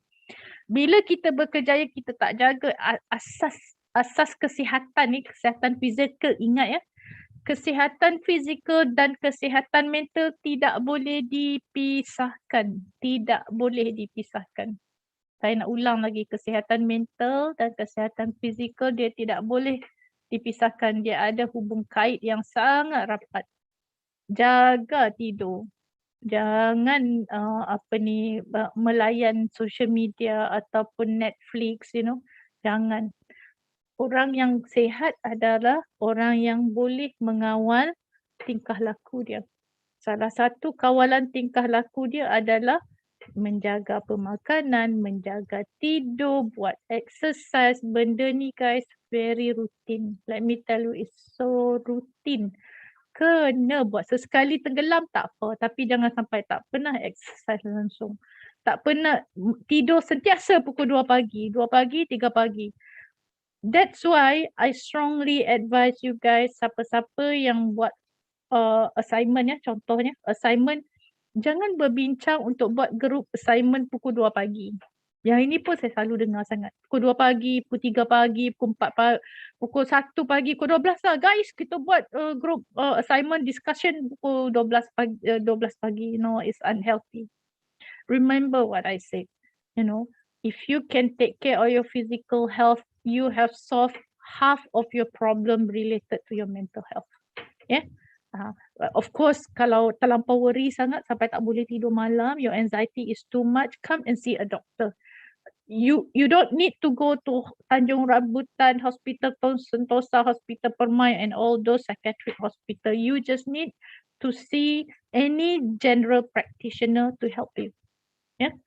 General practitioner, semua doktor-doktor ni alhamdulillah they are very well trained to take care of patients with issues related to anxiety, depression and also stress. They can tell you, then they will refer you to someone else if you need further help.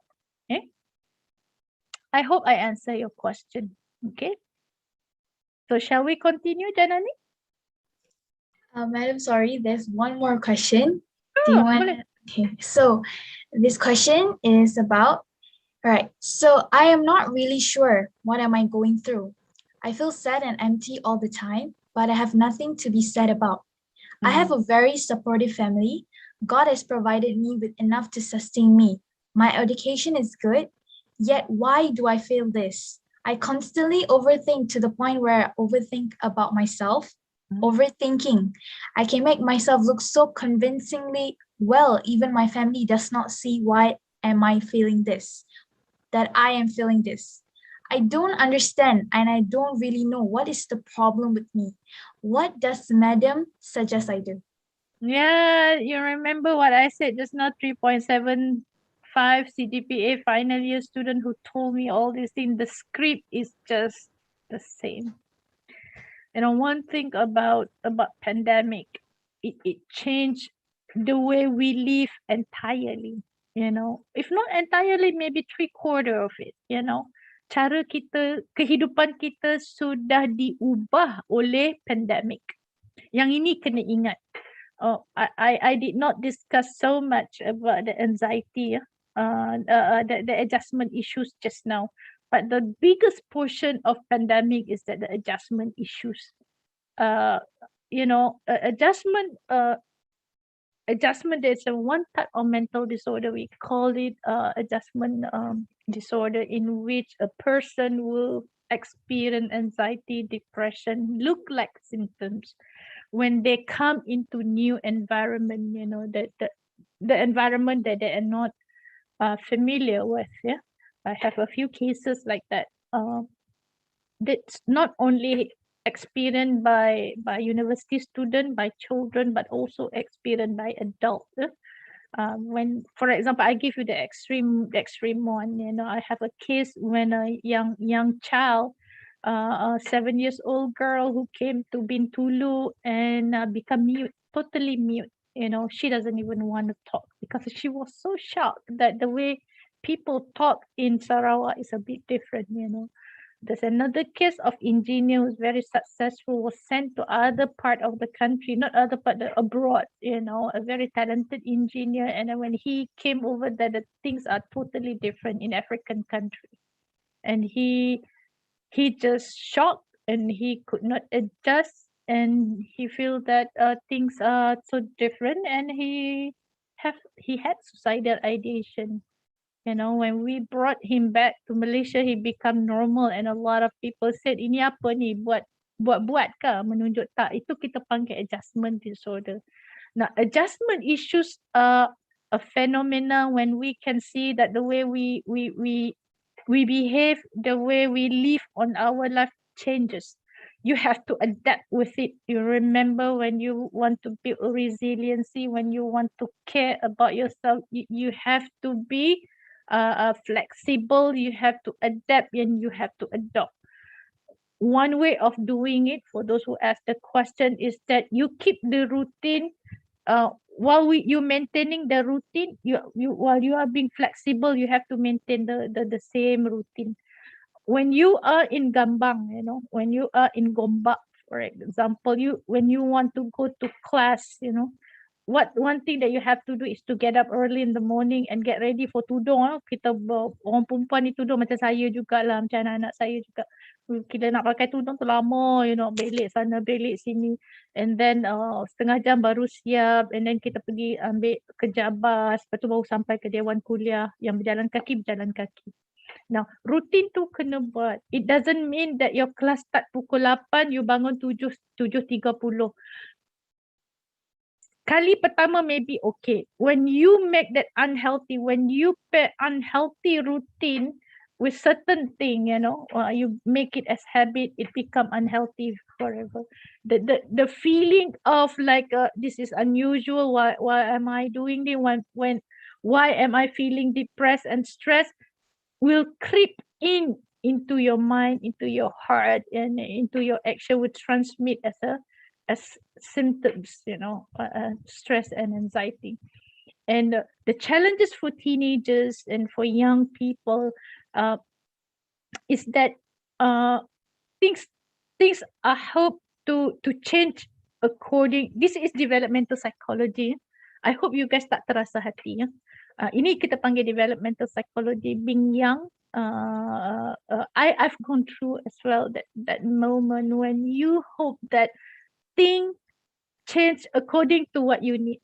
Ini anak muda, bila kamu jadi kalian dewasa menjadi seorang ibu dan menjadi seorang ibu kepada anak-anak seusia dengan kalian, you will see this phenomena, you will remember what I said, But this is the developmental thing, proses pembangunan seseorang manusia. When you are at this age, without you knowing that you want things follow according to what you need, which is not possible.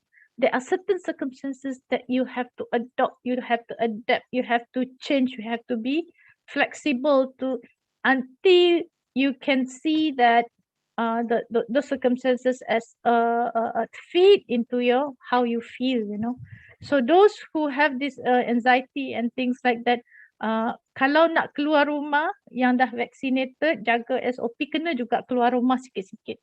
Jangan takut.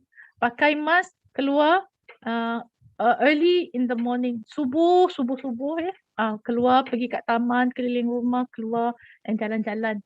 Get connected, reconnect yourself with outside world, unless if you PKPD lah. PKPD ni, itu sebab PKPD ramai yang rasa, ramai yang stress. So first, you have to adapt to the changes. Second, walaupun we have to adapt to the changes, the routine you have to keep. Number 3, a very basic self-care is a must. It's a must. Janganlah tidur selepas subuh. Masya Allah.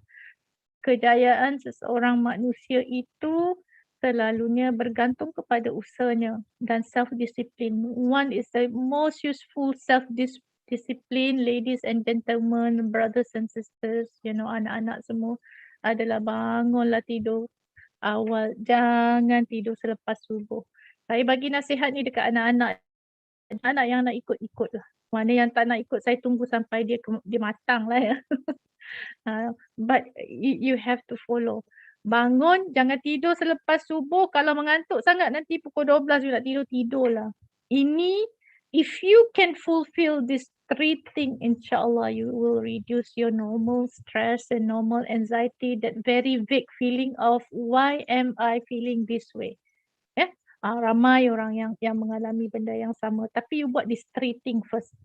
Jangan makan lambat. Jangan makan sambil tengok kuliah, You give a very mixed signal to your mind, to your body, Sambil makan kuliah, lepas tu tak mandi lagi, That alone give a very unhealthy signal to your mind and to your body. Pakai, tak semestinya, it doesn't mean that you have attend the class, you have to put a full attire dengan you pakai pakaian ringkas, pakai seluar panjang and then pakai baju yang nice, pakai perfume, mandi and attend and dedicate yourself for certain thing. Jangan lupa take a break. Take a break as well, jalan-jalan keliling taman, pakai mask, ajak ibu dan ayah dan adik-beradik go outing ke sekejap. Bangun subuh-subuh. If you wake up early in the morning and go for walk, no one is out there and then you will be safe insyaAllah, So those are my strong suggestions. If you can just exercise, for example, I do exercise almost every day. Do my Zumba in front of YouTube, all sort of thing that you can follow, and just only space tak banyak pun, 5 kaki kali 5 kaki je. Saya buat Zumba. Saya memang selalu buat Zumba dan saya suka turun naik tangga. Pastikan if you have smartwatch, jaga. The most basic thing, jaga diri kita dulu so we can jaga orang lain. Shall we continue? Ada lagi ke soalan Janani? Yes, one more, madam. Yes. All right. So, I have a question. I have trust issues with a person that I care deeply. I always question their actions and I feel like I did not deserve to be treated this way. I am well aware of myself and how I treat them. I want to treat them badly or the same way they treat me, but I'm afraid it will be a sin and even feel guilty over it. Can you give me an advice on how to overcome this? Thank you. Yeah, the situation that you described do not allow me to judge on what circumstances you define it badly. I hate to say this, things like this that are vague and it's unclear to me. What are all those things? Again, you should clarify with your counselor what's going on. You've been sexually abused, you've been sexually harassed, or you've been physically abused, or you've been physically harassed, or what, we don't know. Are you a sensitive person when parents say, oh, whoever, the person that you love, who deeply care, it could be your friend, it could be your best friend, it could be your roommate or schoolmates, we don't know, so every single relationship have their own meaning, and to what extent that you have to define it. It's unclear to me. What are those, because of the way we interpret things in our life is so different. So when you come to see psychologists or counselors, what we care is about you, so when you present to us, these are the issues, is that if it's illegal, we have to report. We have to report. If it's a the normal thing, are you being sensitive? We have to tell you, if you have session with me, I tell you, and when we bring that awareness and we inform you about what's going on, the knowledge, the awareness alone will reduce a lot more. It will become more meaningful. It will reduce a lot more pain and suffering that you have. That's the best answer that I can give to you, because of the way you present it is very unclear to me what is going on. If you give me some very specific example, for example, is that a curse that your parents did to you? Is physically, your parents physically, or your best friend physically torture you, or emotionally, or curse at you, or what? So this is the kind of thing that we need to address very specifically to you. The study of psychology, study of human differences, we look at your problems as unique as a thumbprint. We do recognize that people come from a very different background. Even though we use scientific evidence, we use average and research as our guideline, we form a formulation, but when you come and see us, we see Janani as Janani. We cannot compare Janani with other people, we cannot compare Prositi with other people, we cannot compare Puan Asniza with other people. We want to see her issues is her issues, so I strongly advise to try to come, it's very vague the way you present your issues. Yeah. All right, Janani. Yes, madam, you may continue. All Okay, right. thank you, madam. All right. Self-love, that person is me, is the one. The other thing that we want to talk about today, like 1 hour. Selfless of self-compassion is a key to mental health. Previously, we talked about resiliency, self-care and resiliency, how to bounce back, from the circumstances what we have gone through, especially during pandemic. A lot of students, they feel that, I have everything, why am I feel depressed? So this is sort of thing. Self-love give you another aspect of circumstances of concept to see who you are and how to take care of yourself, and according to Professor Nars, selfless is a state or appreciation for oneself that grows from action that support our physical or psychological and spiritual growth. Now, bila kita menghargai diri kita sendiri, when you appreciate yourself and you love who you are, it physically, ini perbuatan psychologically and spiritually, it will make a more mature person who will grow a lot more healthier, you know. And we are the type of person who have high regard of ourselves, and then we take care of our well-being, and we know where to direct, where to give a sense of direction in terms of to make a happy person, you know, more meaningful person. And kita tak biarkan, you know, we are not letting people to ridicule us, to look down on us, to the extent that it's threatening to our mental health, you know.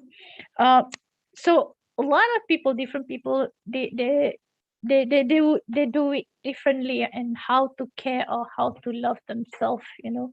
And but when you want to figure out, you know, what is self-love exactly, as individual, you have to do all these things in order to define yourself more meaningfully, in terms to understand yourself, in terms of to love and care about yourself, you know.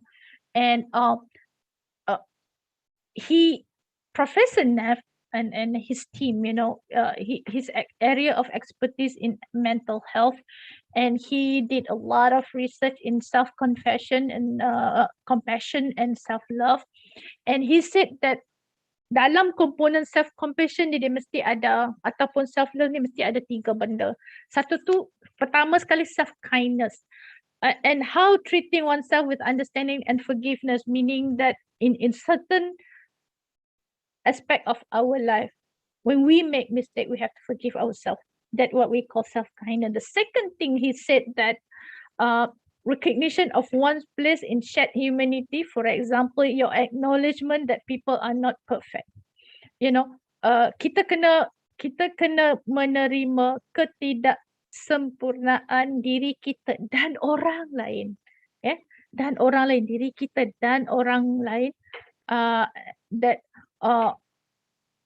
apa experience from it, any experience from it is actually the imperfection, ketidaksempurnaan, have to become a part of our life experience. Maksudnya we have to accept imperfection with a lot of kindness. That's number 2. And number 3, this is very important component, you know, mindfulness. I have described it in the first section, is emotional equanimity. Equanimity ni maksud dia calmness, and avoidance of over-identification with painful emotion. What does it mean is that you accept that you are calm. You accept that you are happy. You identify that you are not happy. You feel a sadness, and awareness of those indicate that you are very compassionate towards your own self. Denying it, remember that somebody who asked about you are in denial, one of his friend or her friend is in denial, and how to give help. Denying it will indicate that you do not recognize self-love, you do not recognize your issues, you're not being mindful. Again, I would like to repeat, mindful doesn't mean you have to be positive all the time. Mindful meaning that you recognize your strength and your weakness, that you are sad, you are happy, you know, and move on from there. If your mindfulness recognize that you cannot take it anymore, you need help, you go find help. So those Neff, Professor Neff really thought you should read about self-love and compassion based on his research, and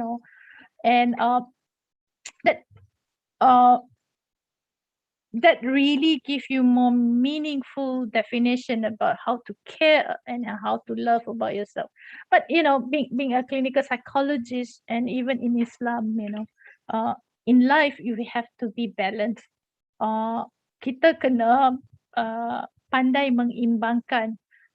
Excessive in this world is not good. Mementingkan kesempurnaan terlalu bersih sangat, terlalu sangat super duper bersih pun unhealthy. Ingat that. Tak sayang diri tak bagus. Benci sangat dengan diri sendiri tak bagus. Tetapi sayang diri sendiri sangat keterlaluan, ini kita panggil narcissistic personality disorder, in which this is a type of person who love themselves, who only recognize themselves as very important, needs to be admired, and only them to be making meaningful contribution. Ini kita panggil narcissistic personality disorder. Yang ini saya tak describe lah ya.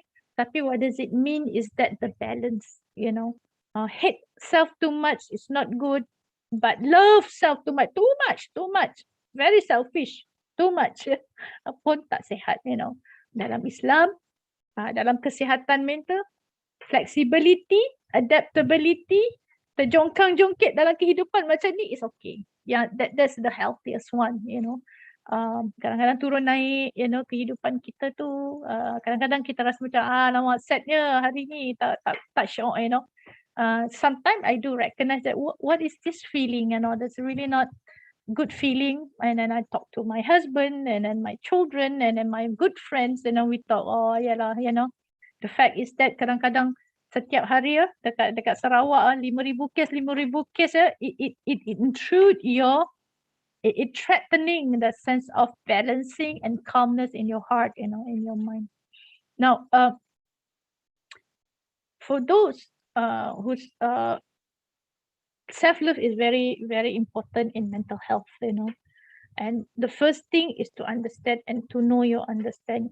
What does it mean to know and understand yourself?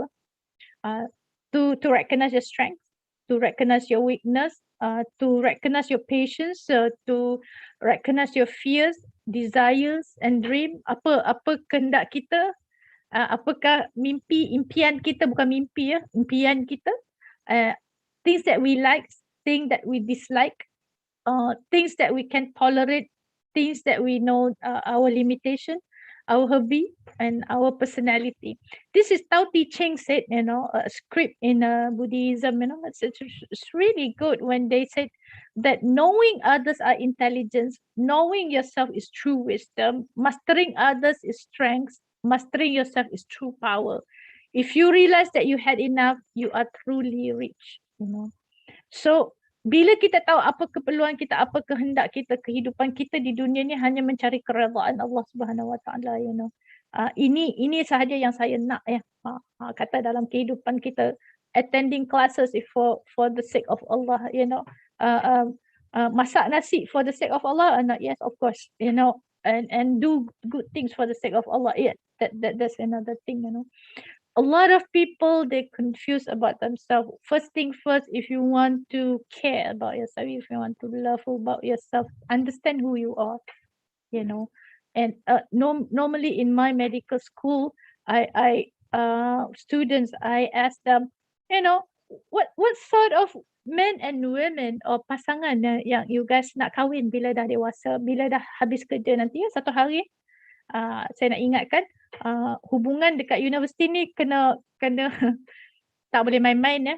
Kalau berkawan lah, kalau nak bercinta lah ya. Always towards the direction of building family institution.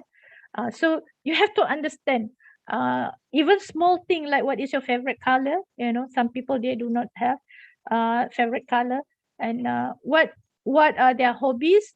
Some of my medical students, I asked them what is your hobbies, and then they said hobi kami study. Prof Siti, Masya Allah, janganlah study. Hobi tak boleh, study tak boleh dijadikan hobi lah, itu kewajipan. Hobi ni benda yang you kena cari. Benda yang simple that make you happy and then make you feel relief. So those are the kind of thing. And what else? The other thing, the orang kata key tips for you to love yourself, accept who you are. Ini pun isu yang kadang-kadang we stuck when we were child, you know. Some parents they don't talk about it, but now you are adult. You are with me. You have this 1.5 hour session with me. We talk about who you are, accept who you are. Bangsa kita, saya berbangsa Jawa ya. Saya ada darah Melayu, 2/4 Melayu, 1/4 Jawa dan 1/4 Cina ya. Itu bangsa saya. Bangsa anak saya lain. Suami saya dia ada Ukrainian. Suami saya bukan orang Malaysia ya. Suami saya orang putih. Dia ada bangsa lain. So anak saya bangsa dia dah bercampur-campur ya. Suami saya daripada Russian, daripada Ukraine, daripada Poland, you know. Tu bangsa dia. Dan anak saya pula campur. Kita ni Jawa ke, Bugis ke, Banjar ke, Melayu ke, Cina ke, India, Iban, Bidayuh, orang putih. Kita terima siapa diri kita. Yang ini benda yang kita tak boleh ubah, Allah jadikan begitu. Kalau ada di dalam hati kita, if there is a bit spot in your heart that you are orang Jawa and you hate something about Jawa, you have to make a peace with that, you know. Ada benda, you ada darah Cina, adalah benda you benci sangat pasal Cina. Racism is bad, guys. Racism is so bad.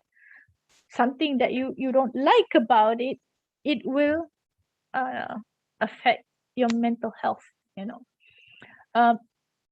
Your appearance, including your jerawat, your height, your weight, your skin color, again, in mental health.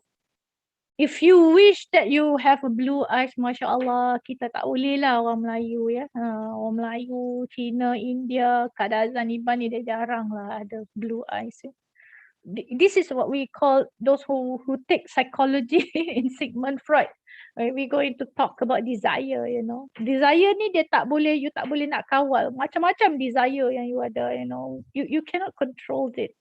You know, accept who you are. Kalau kita ni pendek lah. Pendek tapi comel, you know. Skin color, orang putih ni memang lumrah manusia ya.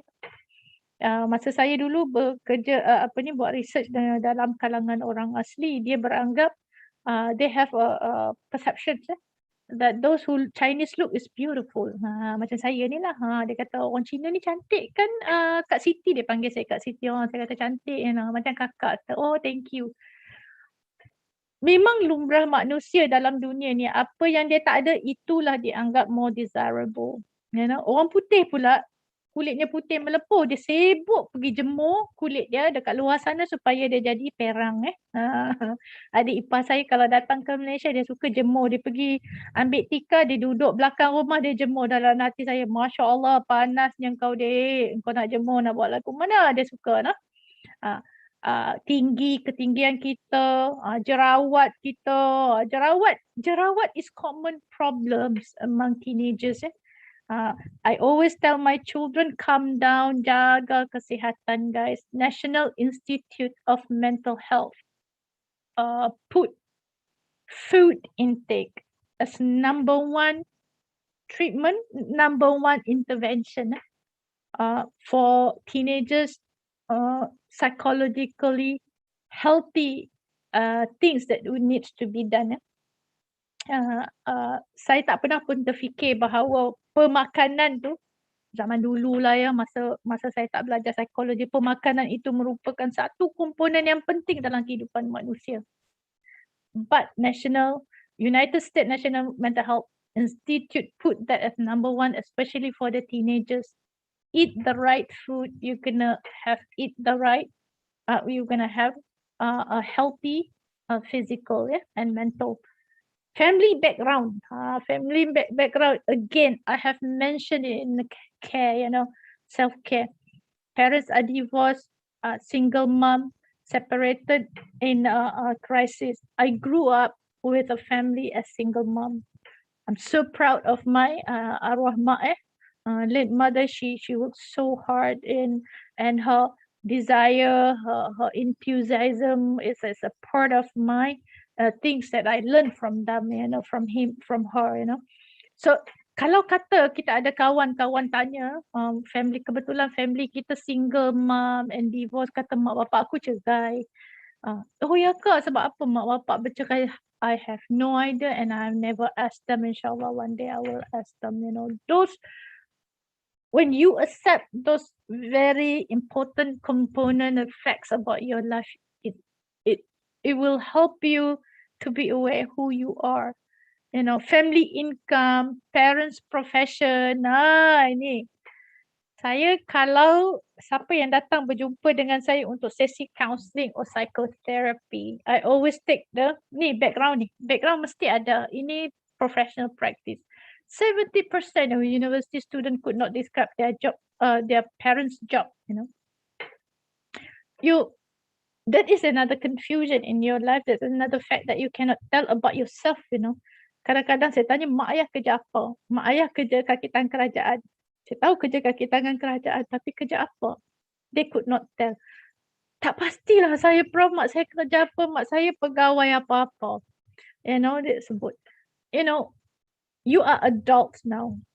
You should know more than that, knowing what your parents doing, knowing what's happening in your life, in your background, knowing kenapa mak ayah bercerai, that a very big question, it will give you so much more meaning in life. Okay? Health or medical condition, you do have diabetic, for example, there's another component in kita panggil kencing manis, or you have MDD, major depressive disorder, we talked about it just now, or you have bipolar disorder, no, this is my condition, this is who am I, and things that you want to change, ready for changes, things that you want to keep it because the way you are, things that you want to improve, you can improve, except certain thing, rest you tak boleh improve. So those, accept who you are. And yang ini yang saya cakap tadi tu, kata macam CGPA okay, parents okay. Saya ada semua sampaikan parents saya, cakap you tak ada reason untuk berasa sedih. Now, every single person, saya nak betulkan, I want to correct that view, every single person entitled what they feel. If they feel not good about themselves during pandemic, that is a true feeling and you have to accept it. No one should say that semua ada, itu pun tak boleh buat. No, because of our life experience is different. We are different than what our parents, have gone through. Kita lain. So take a good care of yourself. Take a break, a rest, compensate the time you have to ride a bus, with nice break in between online lecture. Kata kelas anak saya tengok dia ada kelas pukul 10 habis pukul 12 Lepas tu dia kata ada sampai pukul 3. Antara 12 sampai pukul 3, kalau tadi tak sempat mandilah, care, self care.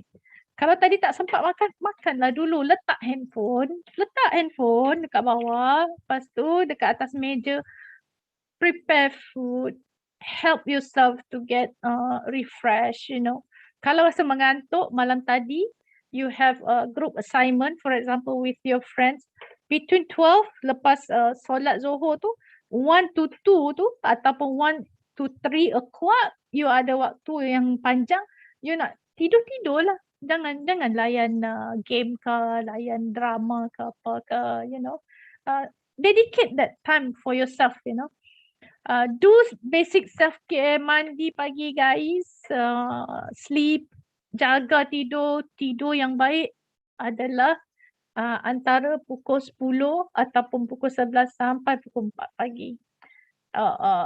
Dalam Chinese medicine, they say that all their teachers who treat and teach Chinese medicine, they say that healing start between 11 to 4.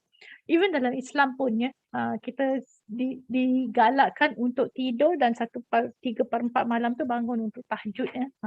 Those who cannot do tahajud is okay. Tapi the main knowledge that I want to share with you is jaga tidur. Tidur kena jaga 7 jam, paling kurang pun 6 jam. If you notice that you get asleep, saya ada smartwatch. Kalau kata kita tidur 5 jam ke bawah, I myself can feel that I cannot think straight. So compensate the time that you spend, have a group discussion with your friend last night. Antara pukul 1 tu, dah lepas Zohor sampai pukul 3 tu bolehlah tidur. Tok guru lama, syekh lama pun selalu cakap. Tuan guru selalu cakap tidur yang sesuai bila nak take a nap between Zohor lah ya. Jangan selepas asar. Exercise. I cannot tell you how much I want all children to do exercise, guys. Exercise is very important, very important. Sangat penting. It gives you energy. You remember symptoms of depression, anxiety, and also stress when you cannot, you have lack of energy. When you do exercise, that alone gives you energy and you eliminate one symptoms, and when you don't feel good about yourself, but you do exercise, you feel good, you eliminate the second symptoms. When you do exercise, you have sleep problems, and the fact is that exercise can help you to sleep well. A lot of studies out there have already proven and reported that exercise linked to good night sleep. When you have good night sleep, you eliminate the third symptoms of anxiety and depression and stress, So now all these symptoms are actually interconnected, guys. First, you do not have good night sleep.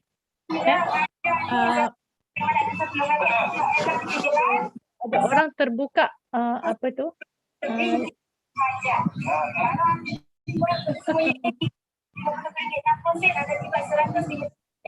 Unmute please, Farah.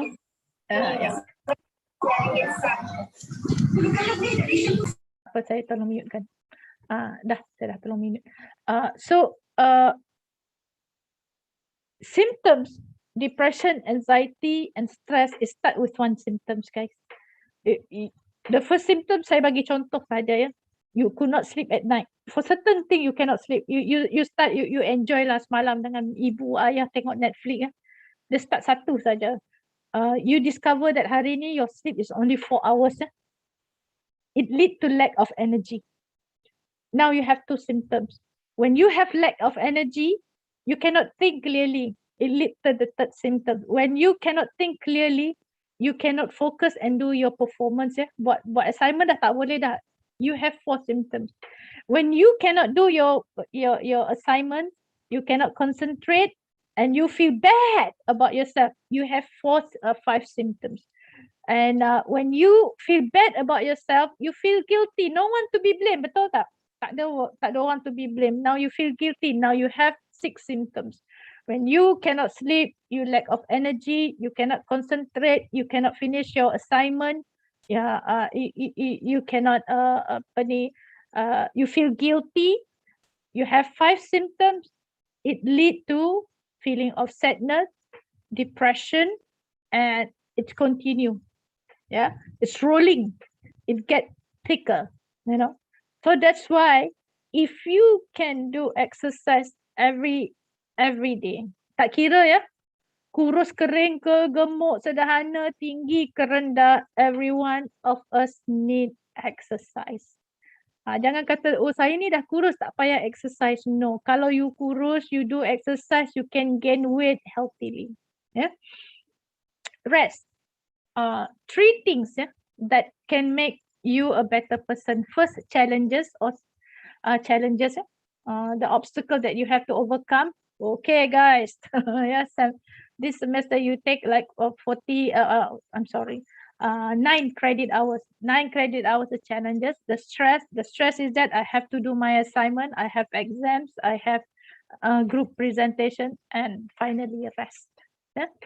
And see friends and family, put your phone down, connect with your loved one and your surrounding, Parents who come and see me to report that their children have depression and anxiety normally, typically, frequently reported to me that their children do not even come out from their rooms. Now you have another symptoms of depression, anxiety, guys, and stress, They do not connect, do not even say hello, do not even say hi. Not through WhatsApp, not through face-to-face. Sometimes I do advise my children and also my students, if you really occupied, with a lot of things, at least you keep in touch through WhatsApp. How do you do it? Hey guys, good morning. Kita ada WhatsApp group kan. Hey guys, good morning. Bagi tahu Assalamualaikum. Malam ni Kak Long ada group assignment malam tadi tak boleh tidur. So Kak Long tidur dulu ya. Korang tolong gerakkan Kak Long pukul 4 nanti. Pukul 3 nanti. Ataupun Kak Long hari ni uzur, Kak Long baru dapat period. Cerita dekat adik-adik ni. Kak Long tak solat. Tapi nanti sebelum Zohor korang kejutkan Kak Long betul-betul terlajak tidur malam tadi. Get in touch, with people. Bagi tahu mak ayah, Mami, daddy, ayah, ibu, malam tadi Kak Long tak ada tidur. So sarapan nanti tak payah tunggu Kak Long makan tengah hari, nanti Kak Long take care, of ourselves. This is how you have to be flexible. Jangan ikut sangat the fact that yes, pandemic make you depressed, guys. Pandemic stop you from seeing your friends. Pandemic stop you from hanging out dekat mall dengan kawan-kawan kan, seronok kan. Teenagers kita seronok. Saya pun seronok pergi tengok wayang, seronok, pergi jumpa friends, buat barbecue, melepak kat mana-mana, seronok. Of course seronok, benda tu dah tak ada. Tetapi kalau benda tu memang dah tak ada, those circumstances already stop us from do what we want to do. What else if you don't even get connected with someone who's very close to you in the house? It make your symptoms or your mental health condition worse. This is one thing. Brain development continuously. Ini saya bercakap mengenai makanan. Brain development continuously growing till age 25. Please refer National Institute of Mental Health, United States. Taking care of your food are essential for intellectual development, maturity and among keys for mental health. Yang ini saya tak segan silu saya cakap dekat anak-anak saya. You guys kena terima ada certain aspect of your life or intellectual development tidak ada kematangan. It says that the major portion of your brain will continuously develop until the age of 25. Do not eat unhealthy food, brothers and sisters. If you love yourself, eat healthy food. You will discover that you understand a lot more easily. You can connect with other people a lot more easier, because of that. The fact, the way kita tengok anak-anak kecil, children, how they become mature, how they expose themselves to dangers. Sometimes they do not know dangers. There's another level of our maturity that we have not achieved. We could not achieve if we do not take care of the way we eat our food, guys. If you want to remember a lot of things, if you want to think clearly, take care of your food. Jagalah makanan. Saya sangat menjaga makanan dengan anak-anak. Saya kata jangan makan Maggi. Dekat rumah kita beli Maggi pun sesekali. Tapi dia kata dekat universiti kami makan banyak. I told them that is your choice. But the most important thing, be a parent, take care of your food. When you go beyond that, ni Prof Siti nak bagi tahu nah. Jagalah makanan, jangan makan Maggi makan Maggi ke apa, makanan segera sesekali tu makan lah, Tapi jangan kerap sangat. Elok makanan-makanan yang sihat. Self-love, that person is me. And giving yourself a break from judgment, what does it mean? People evaluate us ongoing, continuously. evaluate, siapa yang evaluate kita diri kita evaluate diri kita, muhasabah diri ya kita panggil. Lepas tu itu muhasabah diri tu tak apalah, but from other people, people said, why are you doing that thing, so why you dress like that, I don't think the way you dress is good. Those are the kind of self-evaluation or other people evaluation.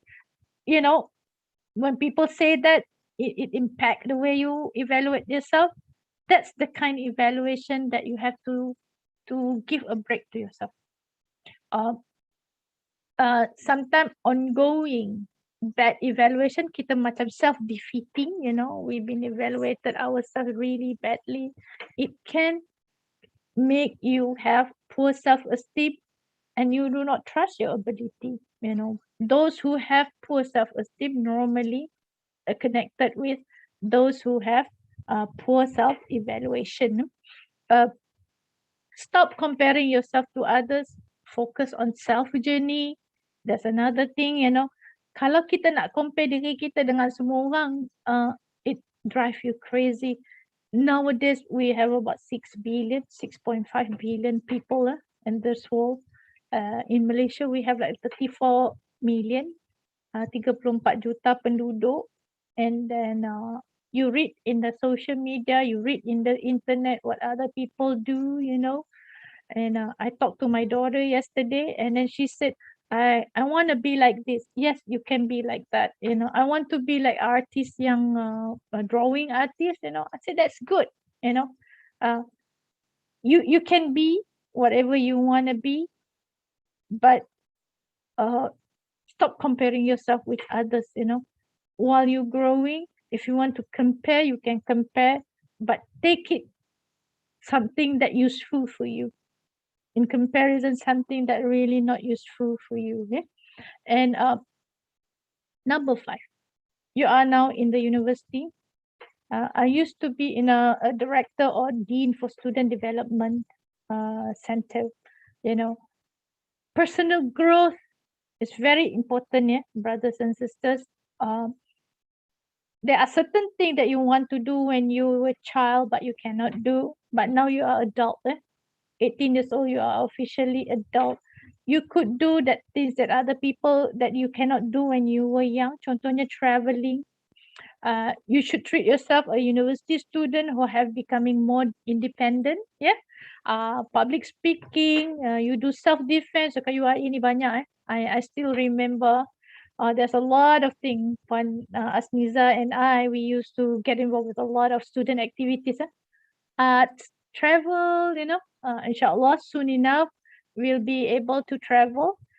When we arrive to herd immunity. Do volunteerism. Dulu you nak main gitar tak dapat, katalah parents tak bagi. But now you can invest some of your money untuk belajar main gitar online. Kalau kata parents tak bagi, certain things that our family values is different. What other thing that you can learn? Cooking, public speaking. Your English are not so good. For example, you can enroll in online classes. There are a lot of online classes are free. You can communicate, improve your language, and then all other things. Personal growth. When I did my PhD, my university want me to name one personal growth. Personal growth ni dia tak ada kena-mengena dengan academic. So I told them that I could do stitching, mengait, orang panggil knitting. So the university required us to do that. My university in Ohio. And then what else? I have to name it. Certain things, swimming. I still cannot swim, but I told them now I don't have fear in water anymore. Personal growth, you should always invest. You should always looking forward to improve yourself, if not drastically. It doesn't have to be drastically, but small thing can give you more meaningful achievement, or even small achievement for you. It make you feel good. Saya dulu tak pandai buat roti. Saya belajar buat roti. Siapa yang tengok Facebook saya 3 tahun sampai I can produce my own roti. What else? And people say I make my own yogurt. We make our own cheese. You know, simple thing that you can do. I still learn how to grow roses. Semua roses saya mati and tanam, mati tanam, lama-lama hidup 3-4 dan sebagainya. You know, kita tak boleh give up. You know, self growth ni certain ilmu. You know, things that we improve ourselves. Setting healthy boundary. Ni dia.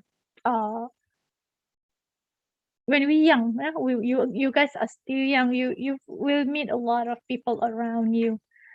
Serious mental health issues faced by your friends should be referred to professional.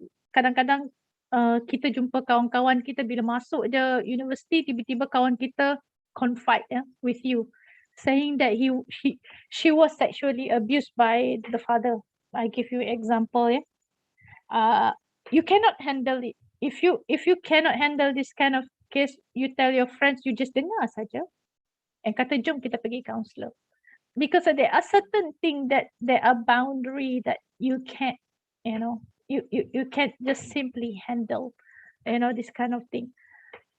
Get rid of toxic people, leave them, you know, unfollow, unfriend, block those who being negative and bring unhealthy vibe in your life. Siapa dia toxic people?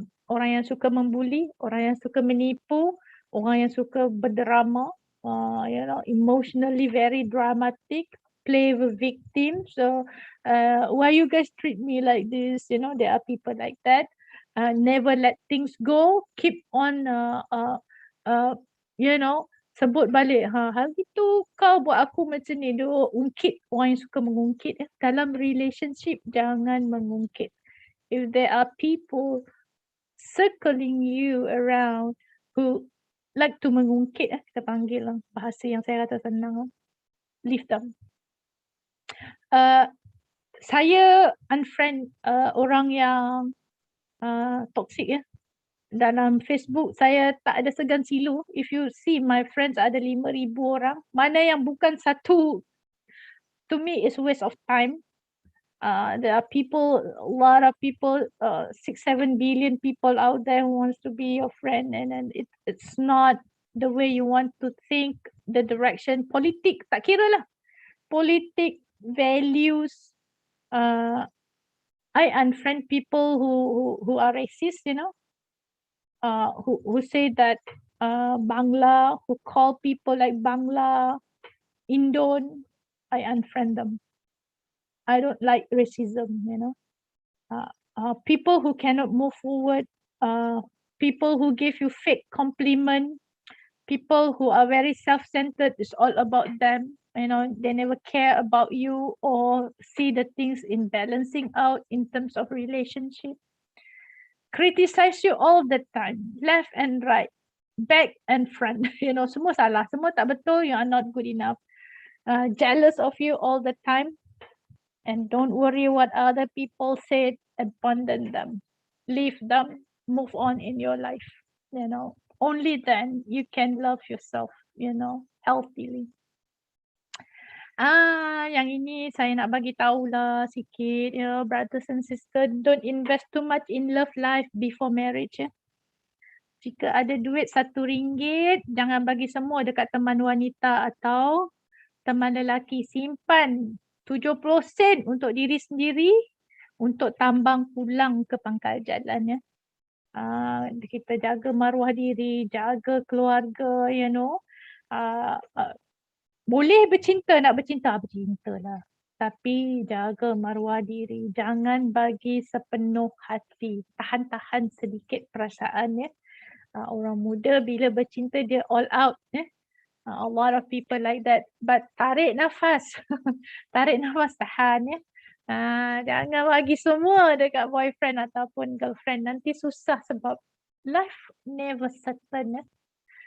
One thing that I have done to myself is that I do not allow myself to have love life relationship. I only get married. After that, I fall in love with my husband. Minat, minat ada, ramai yang saya minat, but kena jaga perasaan ni kena control, kena jaga. Otherwise you never know how value you are as a person. Put yourself first. This is thing. You can only save people from drowning after you learn swimming. One thing that I learned being a clinical psychologist is that setting boundaries, and put myself first in such a way that when I'm certain thing, bila kalau kes terlampau banyak untuk saya perlukan rehat. Semalam saya ambil cuti rehat. Hari Isnin saya rehat. Kerja saya tangguh dahulu because of, I think even study have shown that when you prioritize your need, you become person who a lot more stronger to save other people, including yourself, including your loved one, your family members, your students. In my position, just like you do, guys, your brothers and sisters, it's like that. If you sacrifice too much, and one day you become tired, you become burnt out, think that you have served to other people, things that you already sacrificed to other people, it become hatred one day, source of hatred for you towards others. Masa tu lah dia jadi mengungkit. Jadi mengungkit, mengenang-genang, aku dulu dah berkorban, korang tak hargai. Yang ini sangat bahaya. Aku je yang buat lebih, korang tak nak tolong pun. Yang ini is so ugly, guys. So ugly. That's why in mental health situation, when you want to love yourself, put yourself first. Bukan bermaksudnya kita terlampau selfish and we abandon. Jangan sampai kita punya energy depleted. Kita berehat. Banyak cara nak berehat. Kita delegate kerja dengan kawan. Bagi tahu, kau boleh tak siap yang ini dulu, nanti aku nak rehat sekejap aja, bagi aku 1 hari macam tu aku nak rehat, ataupun bagi aku rehat 2 jam, I'll come back to you. That's what does it mean, nanti bila dah bekerja, you kena ambil cuti, ataupun semester break ni betul-betul tidur dulu, rehat dulu, jaga diri betul-betul, you become somebody who more meaningful and energetic and happy to serve other people. Be kind to yourself. The world is full of harsh word and critic. Don't add yourself to the mix, Dah lah orang kritik diri kita. Kita lagi kritik diri kita, That, where is the self-love? You become, eventually you feel worthless. And we're almost done. Be mindful again. Process your feeling, fear, anxiety, excitement, happy, relief, and be conscious about it. And saya rasa ini tak boleh sebab saya tak tahu macam mana nak bagi music ini berjalan. I think you cannot hear the voice, Janani? Yeah, madam, cannot hear. Cannot. Okay. If that's the case, you guys can, I think that's all for today from me. You can ask question, inshallah. Do you have any question for me? All right, madam, there's one question here. Yeah. It says, is racism a sensitive issue to raise? Yeah. Can we even talk about it in public speaking? Yeah, why not? Racism is a very established concept. It is very sensitive issues, I'm the type of person who's very bold.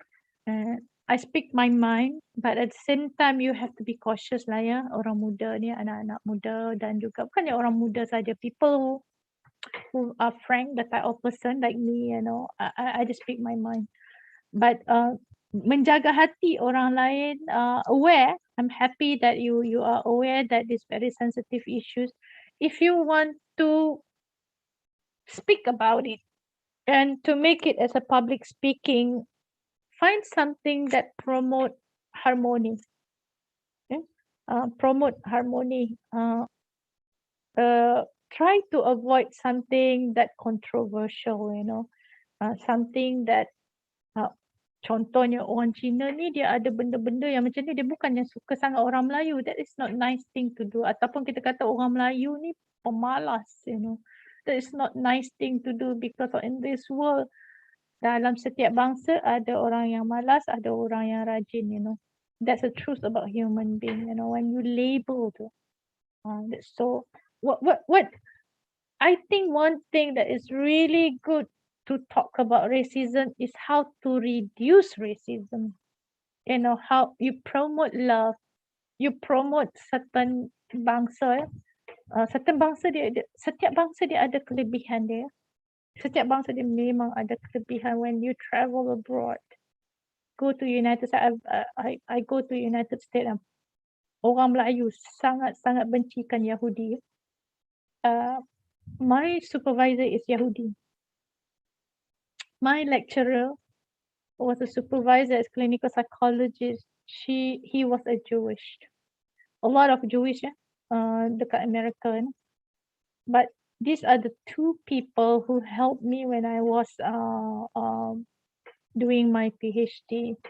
And my supervisor came to Malaysia to defend my proposal because I need to defend my thesis ya. Sebab saya mengandung anak nombor 4, tak boleh travel. Dah tak ada duit nak travel ke US masa tu ya. Mahal masa tu. So he came from United States. So we have online masa zaman dulu 2004. Masa dulu mana ada online defense. Kami dah buat dah Kita buat. Alhamdulillah. He's the one who helped me.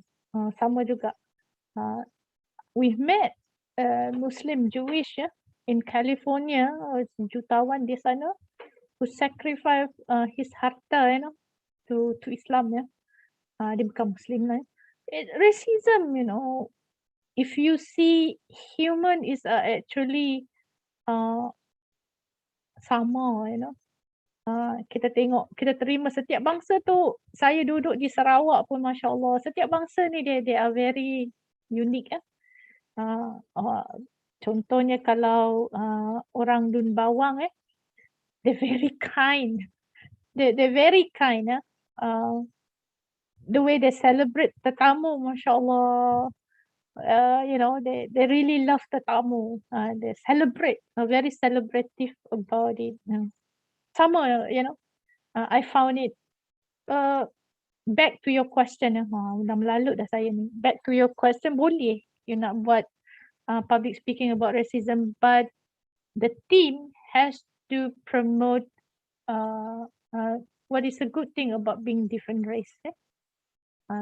Jangan sebab benda tu isu controversial. We still young. We have a lot of we ourselves have a lack of exposure in terms of different culture and different race, and we want to speak about it. We might not know a lot of things that can hurt other people.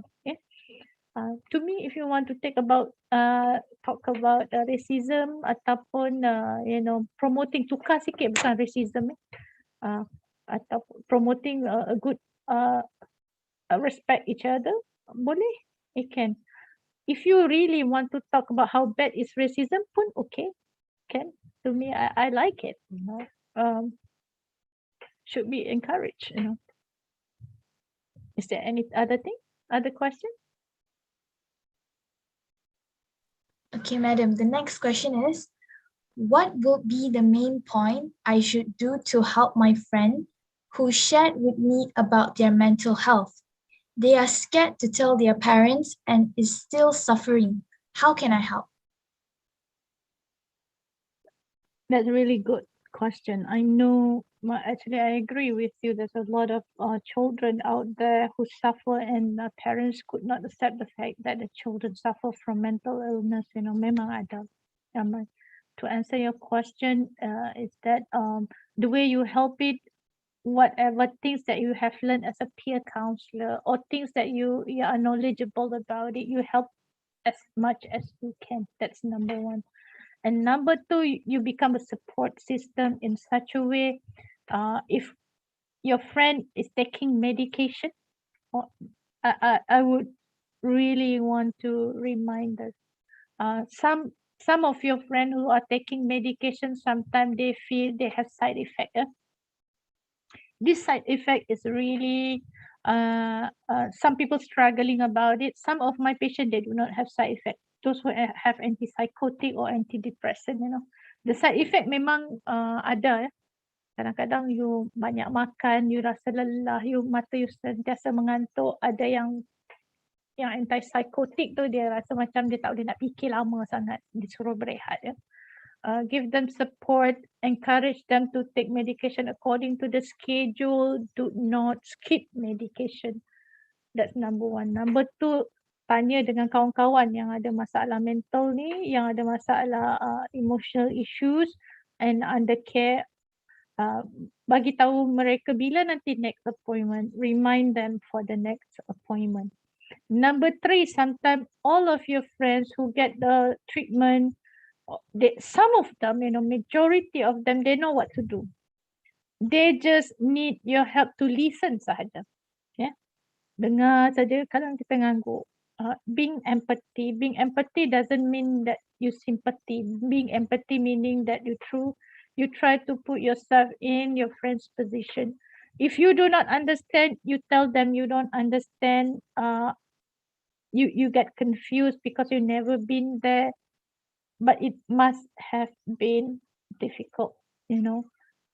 Being empathy ni you boleh belajar ya, macam mana cara nak being empathy. Banyak video dekat dalam YouTube yang boleh mengajar kita exactly what needs to be responded when your friend share their emotion with you.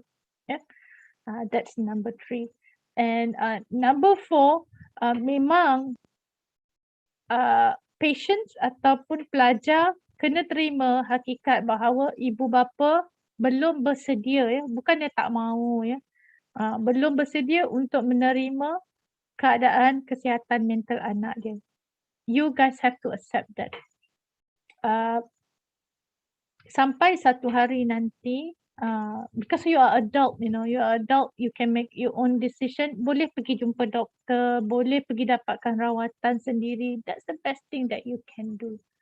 One fine day, kalau kata dengan saya ya, if you are with me and you sign disclosure information in which I can breach confidentiality to your parents, I'll be the one who speak with your parents. Sama juga macam Puan Asniza, you agree that your parents will be informed. Puan Asniza is the one who tell your parents, not you. Normally, my experience is that sebabnya penting ya mak bapak nak bagi tahu. Mak bapak ni pujaan hati kita, rapat dengan kita, tiba-tiba mak bapak tak mau terima, tak memahami, is very tough situation. Normally, my experience, when we are the professional clinical psychologist, lecturer yang bercakap dengan ibu bapa, selalunya ibu bapa akan terima. That is number 5. Okay? Those are the kind of thing that you can do. Of course, getting spiritual help from your teachers, from your ustaz is help. Exposing yourself to something really healthy, how to eat healthy food, how to do the right exercise, how to improve your sleep ongoingly, continuously. Focus yourself to the mental health issues. Together, getting treatment with your mental disorder or mental illness, we will be two good combo for your mental health. Jaga-jaga juga peers yang bantu kawan, nanti takut you cannot keep up. Any other thing? Ada lagi soalan? Nani? Okay, next question, madam. Okay, madam, I have a friend that perceives most things negatively due to her toxic family. She always vents out to us and we did our best to listen. But there's a point where I feel like my energy is being drained out because she perceives my words differently, though I've explained to her. What do I do? Thank you in advance, madam. Memang ada lah. This is kita panggil limit ya. Know your limit. You remember the first point just now. Know your boundary. Kadang-kadang kita rasa letih ya. Bila rasa letih tu, take a break from her. You have to tell her the truth. Kata, you know what? Jangan kata dia toxic, kan tersinggung pula kawan kata. You have so much in your mind. there are certain thing, yelah dia jadi toxic tu, dia jadi orang yang negatif sebab dia datang daripada keluarga yang negatif ya. Ini yang saya pernah tweet ya, saya pernah bagi tahu ya dekat Twitter, kadang-kadang mak kita, ayah kita jadi seorang yang abusive sebabnya atuk kita abusive. Atuk kita abusive sebabnya moyang kita abusive. Dia change of intergenerational unhealthy mental health ni dia akan bersambung. Ini orang kata penyakit keturunan, dia bukan penyakit keturunan. Dia sebenarnya the cycle has not been stopped so itu sebab bila kita kata the way bapa kita jerit dekat kita tok kita jerit dekat bapa kita, moyang kita jerit dekat bapa kita, nanti kita pula jerit dekat anak kita, it has to be stopped at our level. Mak kita dapat toksik jadi seorang yang toksik, bapa kita jadi seorang yang toksik sebab mereka dibesarkan macam tu. Siapa yang tak boleh toksik? Indirectly kita jadi toxic person. We are the one who need to stop that cycle and we are the one who need that help. Itu sebab saya kata when I have mental health promotion, it has to stop at one point and the point of stopping is you. Back to you as those who try to help. Yes, you do need a break. You tell your friend that, you know what, I need a break. Maybe not this time. Let's not talk about your issues ya. Kalau kata dia merajuk, bagi je dia merajuk, biar je dia merajuk. Sementara dia merajuk tu, you take a break, you know. And the second one, this is the best example for you to pujuk kawan ya.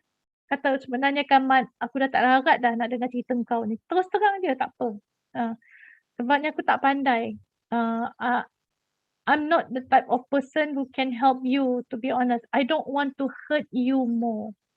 You know, I think the reason you feel hurt when I respond because I don't have knowledge to how to respond. Because of, I've never experienced it, so I am so sorry. This is the kind of thing I think, jom kita pergi jumpa counselor, you know. Yang ini pun kena bagi tahu sebenarnya, ya. Dengan kawan-kawan bila kita dah tak mampu. Ada tak sampai ke satu tahap you memang dah tak tahan, you kena tinggalkan kawan yang macam ni? Memang ada. Memang ada. Kalau sampai kita sendiri you being consumed, you memang cannot take it anymore, take a break and leave her alone for a while. Ya. Kena buat. Memang kalau training peer counselor ni, saya memang ingatkan peer counselor, you are not immune to those kind of things. Even kami as a clinical psychologist, we have hazard. Cuti hazard kami 12 hari. Saya kena ambil. Dan kalau saya tak ambil, saya menjadi seorang yang letih dan bila saya letih, cases terlampau banyak, saya akan tolak. Which is unhealthy, you know. So I've been doing this for 1995 and 1997 when I first got my clinical cases, you know. Kalau di Amerika Syarikat, cuti kami extra 1 bulan daripada orang lain, ya. Kita ada nama, kita panggil cuti wajib, in which kalau you tak ambil, you akan kena tindakan tata tertib di Amerika lah ya. You akan dilihat sebagai seorang yang tidak pandai mengimbangkan professional life. Okay? Nanti supervisor akan tanya, kenapa tak ambil cuti? You kena jawab tu. Okay? Sampai ke tahap tu. So in Malaysia, we have 12 days. Some agency, they have 15 days. UNIMAS have 12 days. I take that opportunity at break. My point is that a break. Take a break. Oh yes, you need, you know, nak buat macam mana dengan kawan macam ni, pujuk, refer dia ke counselor. You know, kalau daripada gaya you bercakap tu, toksik dia tu memang tinggi lah. Sangat serius, kita tak nak panggil toksik. Keadaan kesihatan mental dia agak serius, memang serius. So this is not your league lah. Yeah? You have to tell your friend that, you know what, I can no longer help you. Let's see counselor together. I can sit with you the session, you know, like that. Okay. Ada lagi soalan ke Jalina? Dekat YouTube ada ke? Kita ada 6 minit lagi. Okay, so madam, the next question. What should we do if we feel obligated to help our friends in their study, but at the same time, we are busy too? Aduh, hai. Ya betul lah no. Kita tengok ya Allah, kau ni tak study. Pada dalam waktu yang sama kita nak tolong. Do whatever you can at your best. That's all that you can do. You know, people who suffer from mental illness, sometimes they have their own world that they are themselves drowning. The best thing that you can take care of, benda-benda yang asas, benda-benda yang basic. Contohnya macam yang saya kata, ingat basic self-care. Ajak dia makan sekali, ajak dia exercise sekali, tidur pun sama, kata kita malam ni kita jangan tidur lambat sangat, you know. Expose your friend like this, you know, with something more useful when you do something useful too, you know. For example, of course sekarang ni dari jauh saya tengok some of my student dia ada panggil buddy study online kita panggil buddy study lah. Saya tengok dekat YouTube pun banyak sampai million advice. You give some tips to your friend. That's the best thing that you can do. Ini yang kita kata dalam waktu yang tidak tertekan dalam masa ni lah. Ini minggu ke berapa Jalina? Minggu ke-6 ke minggu ke-7 semester? 7 dah madam. Next week will be 7. Ini the right time untuk study hard ya. Anak saya pun masuk universiti, saya selalu peringatkan anak saya, bukannya waktu minggu yang ke-12, minggu ke-13 baru nak pecut, you're gonna drown with a lot of things. Nak pecut sekarang. Malam ni nak bangun lewat ke apa ke, boleh. Malam ni, hari ni hari Sabtu, jagalah berjaga, esok hari Ahad boleh tidur lambat sikit. Kita kena ada balance. Nak tolong kawan, macam yang saya katalah, ingat balik yang tips pasal boundary tu. We cannot help people if they don't want to help themselves, you know. And for ourselves, we cannot help ourselves if we keep on denying our issues. Itulah.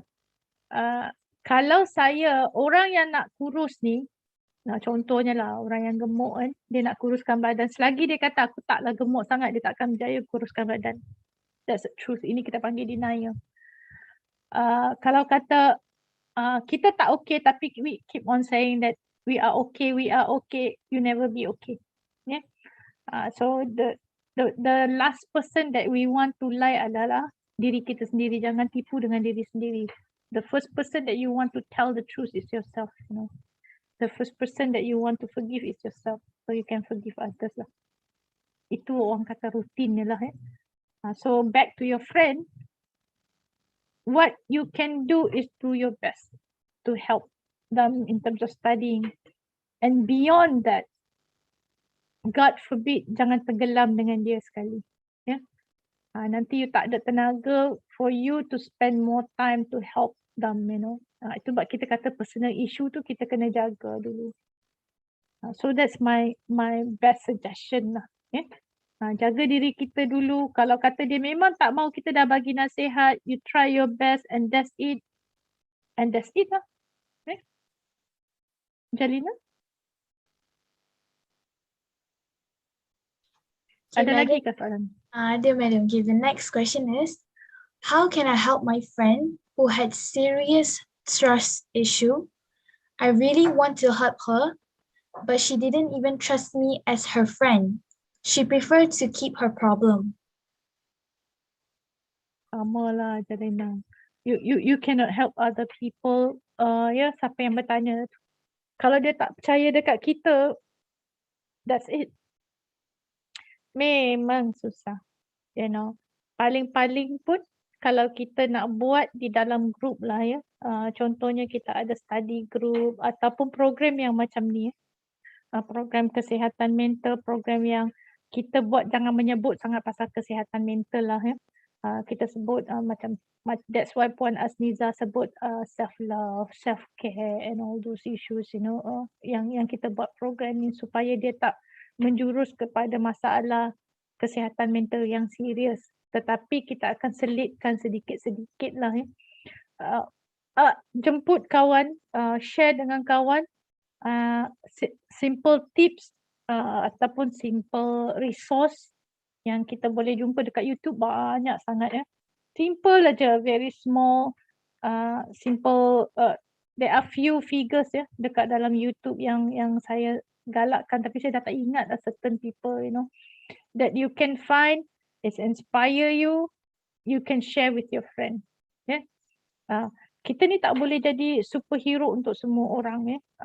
Ada orang yang dia memang tidak mahu ditolong. Yang ini pretty much susah sangat kita nak buat for your age, even not for you, even for me, in my kerjaya, kalau kata kita tak boleh paksa orang dan kita grab dia, melainkan kalau dia suicidal dan homicidal, Kalau dia kata dalam kesihatan mental tu ada dua je saja perkara yang kita boleh report dekat polis, kita boleh paksa dia masuk hospital, dua saja. And you are suicidal ataupun you are homicidal and you are danger of yourself, Selebihnya memang kita kena do it delicately, bagi hint, bagi resource yang mudah supaya dia ni, ataupun ajak kawan sama-sama join program, ataupun during pandemic ni, these are the people who have become more isolated than they used to be, so those are the type of people, kita share benda-benda tips-tips yang simple ya, ajak mereka bersama, itulah. Selebihnya memang agak sukar lah ya, bagi saya. Kalau dia dah tak mau memang susah. Ini kita panggil poor insight ya. Dia tak nampak dia ada isu, kita tahu dia ada trust issue dan dia tak nampak yang dia perlukan bantuan. Okay.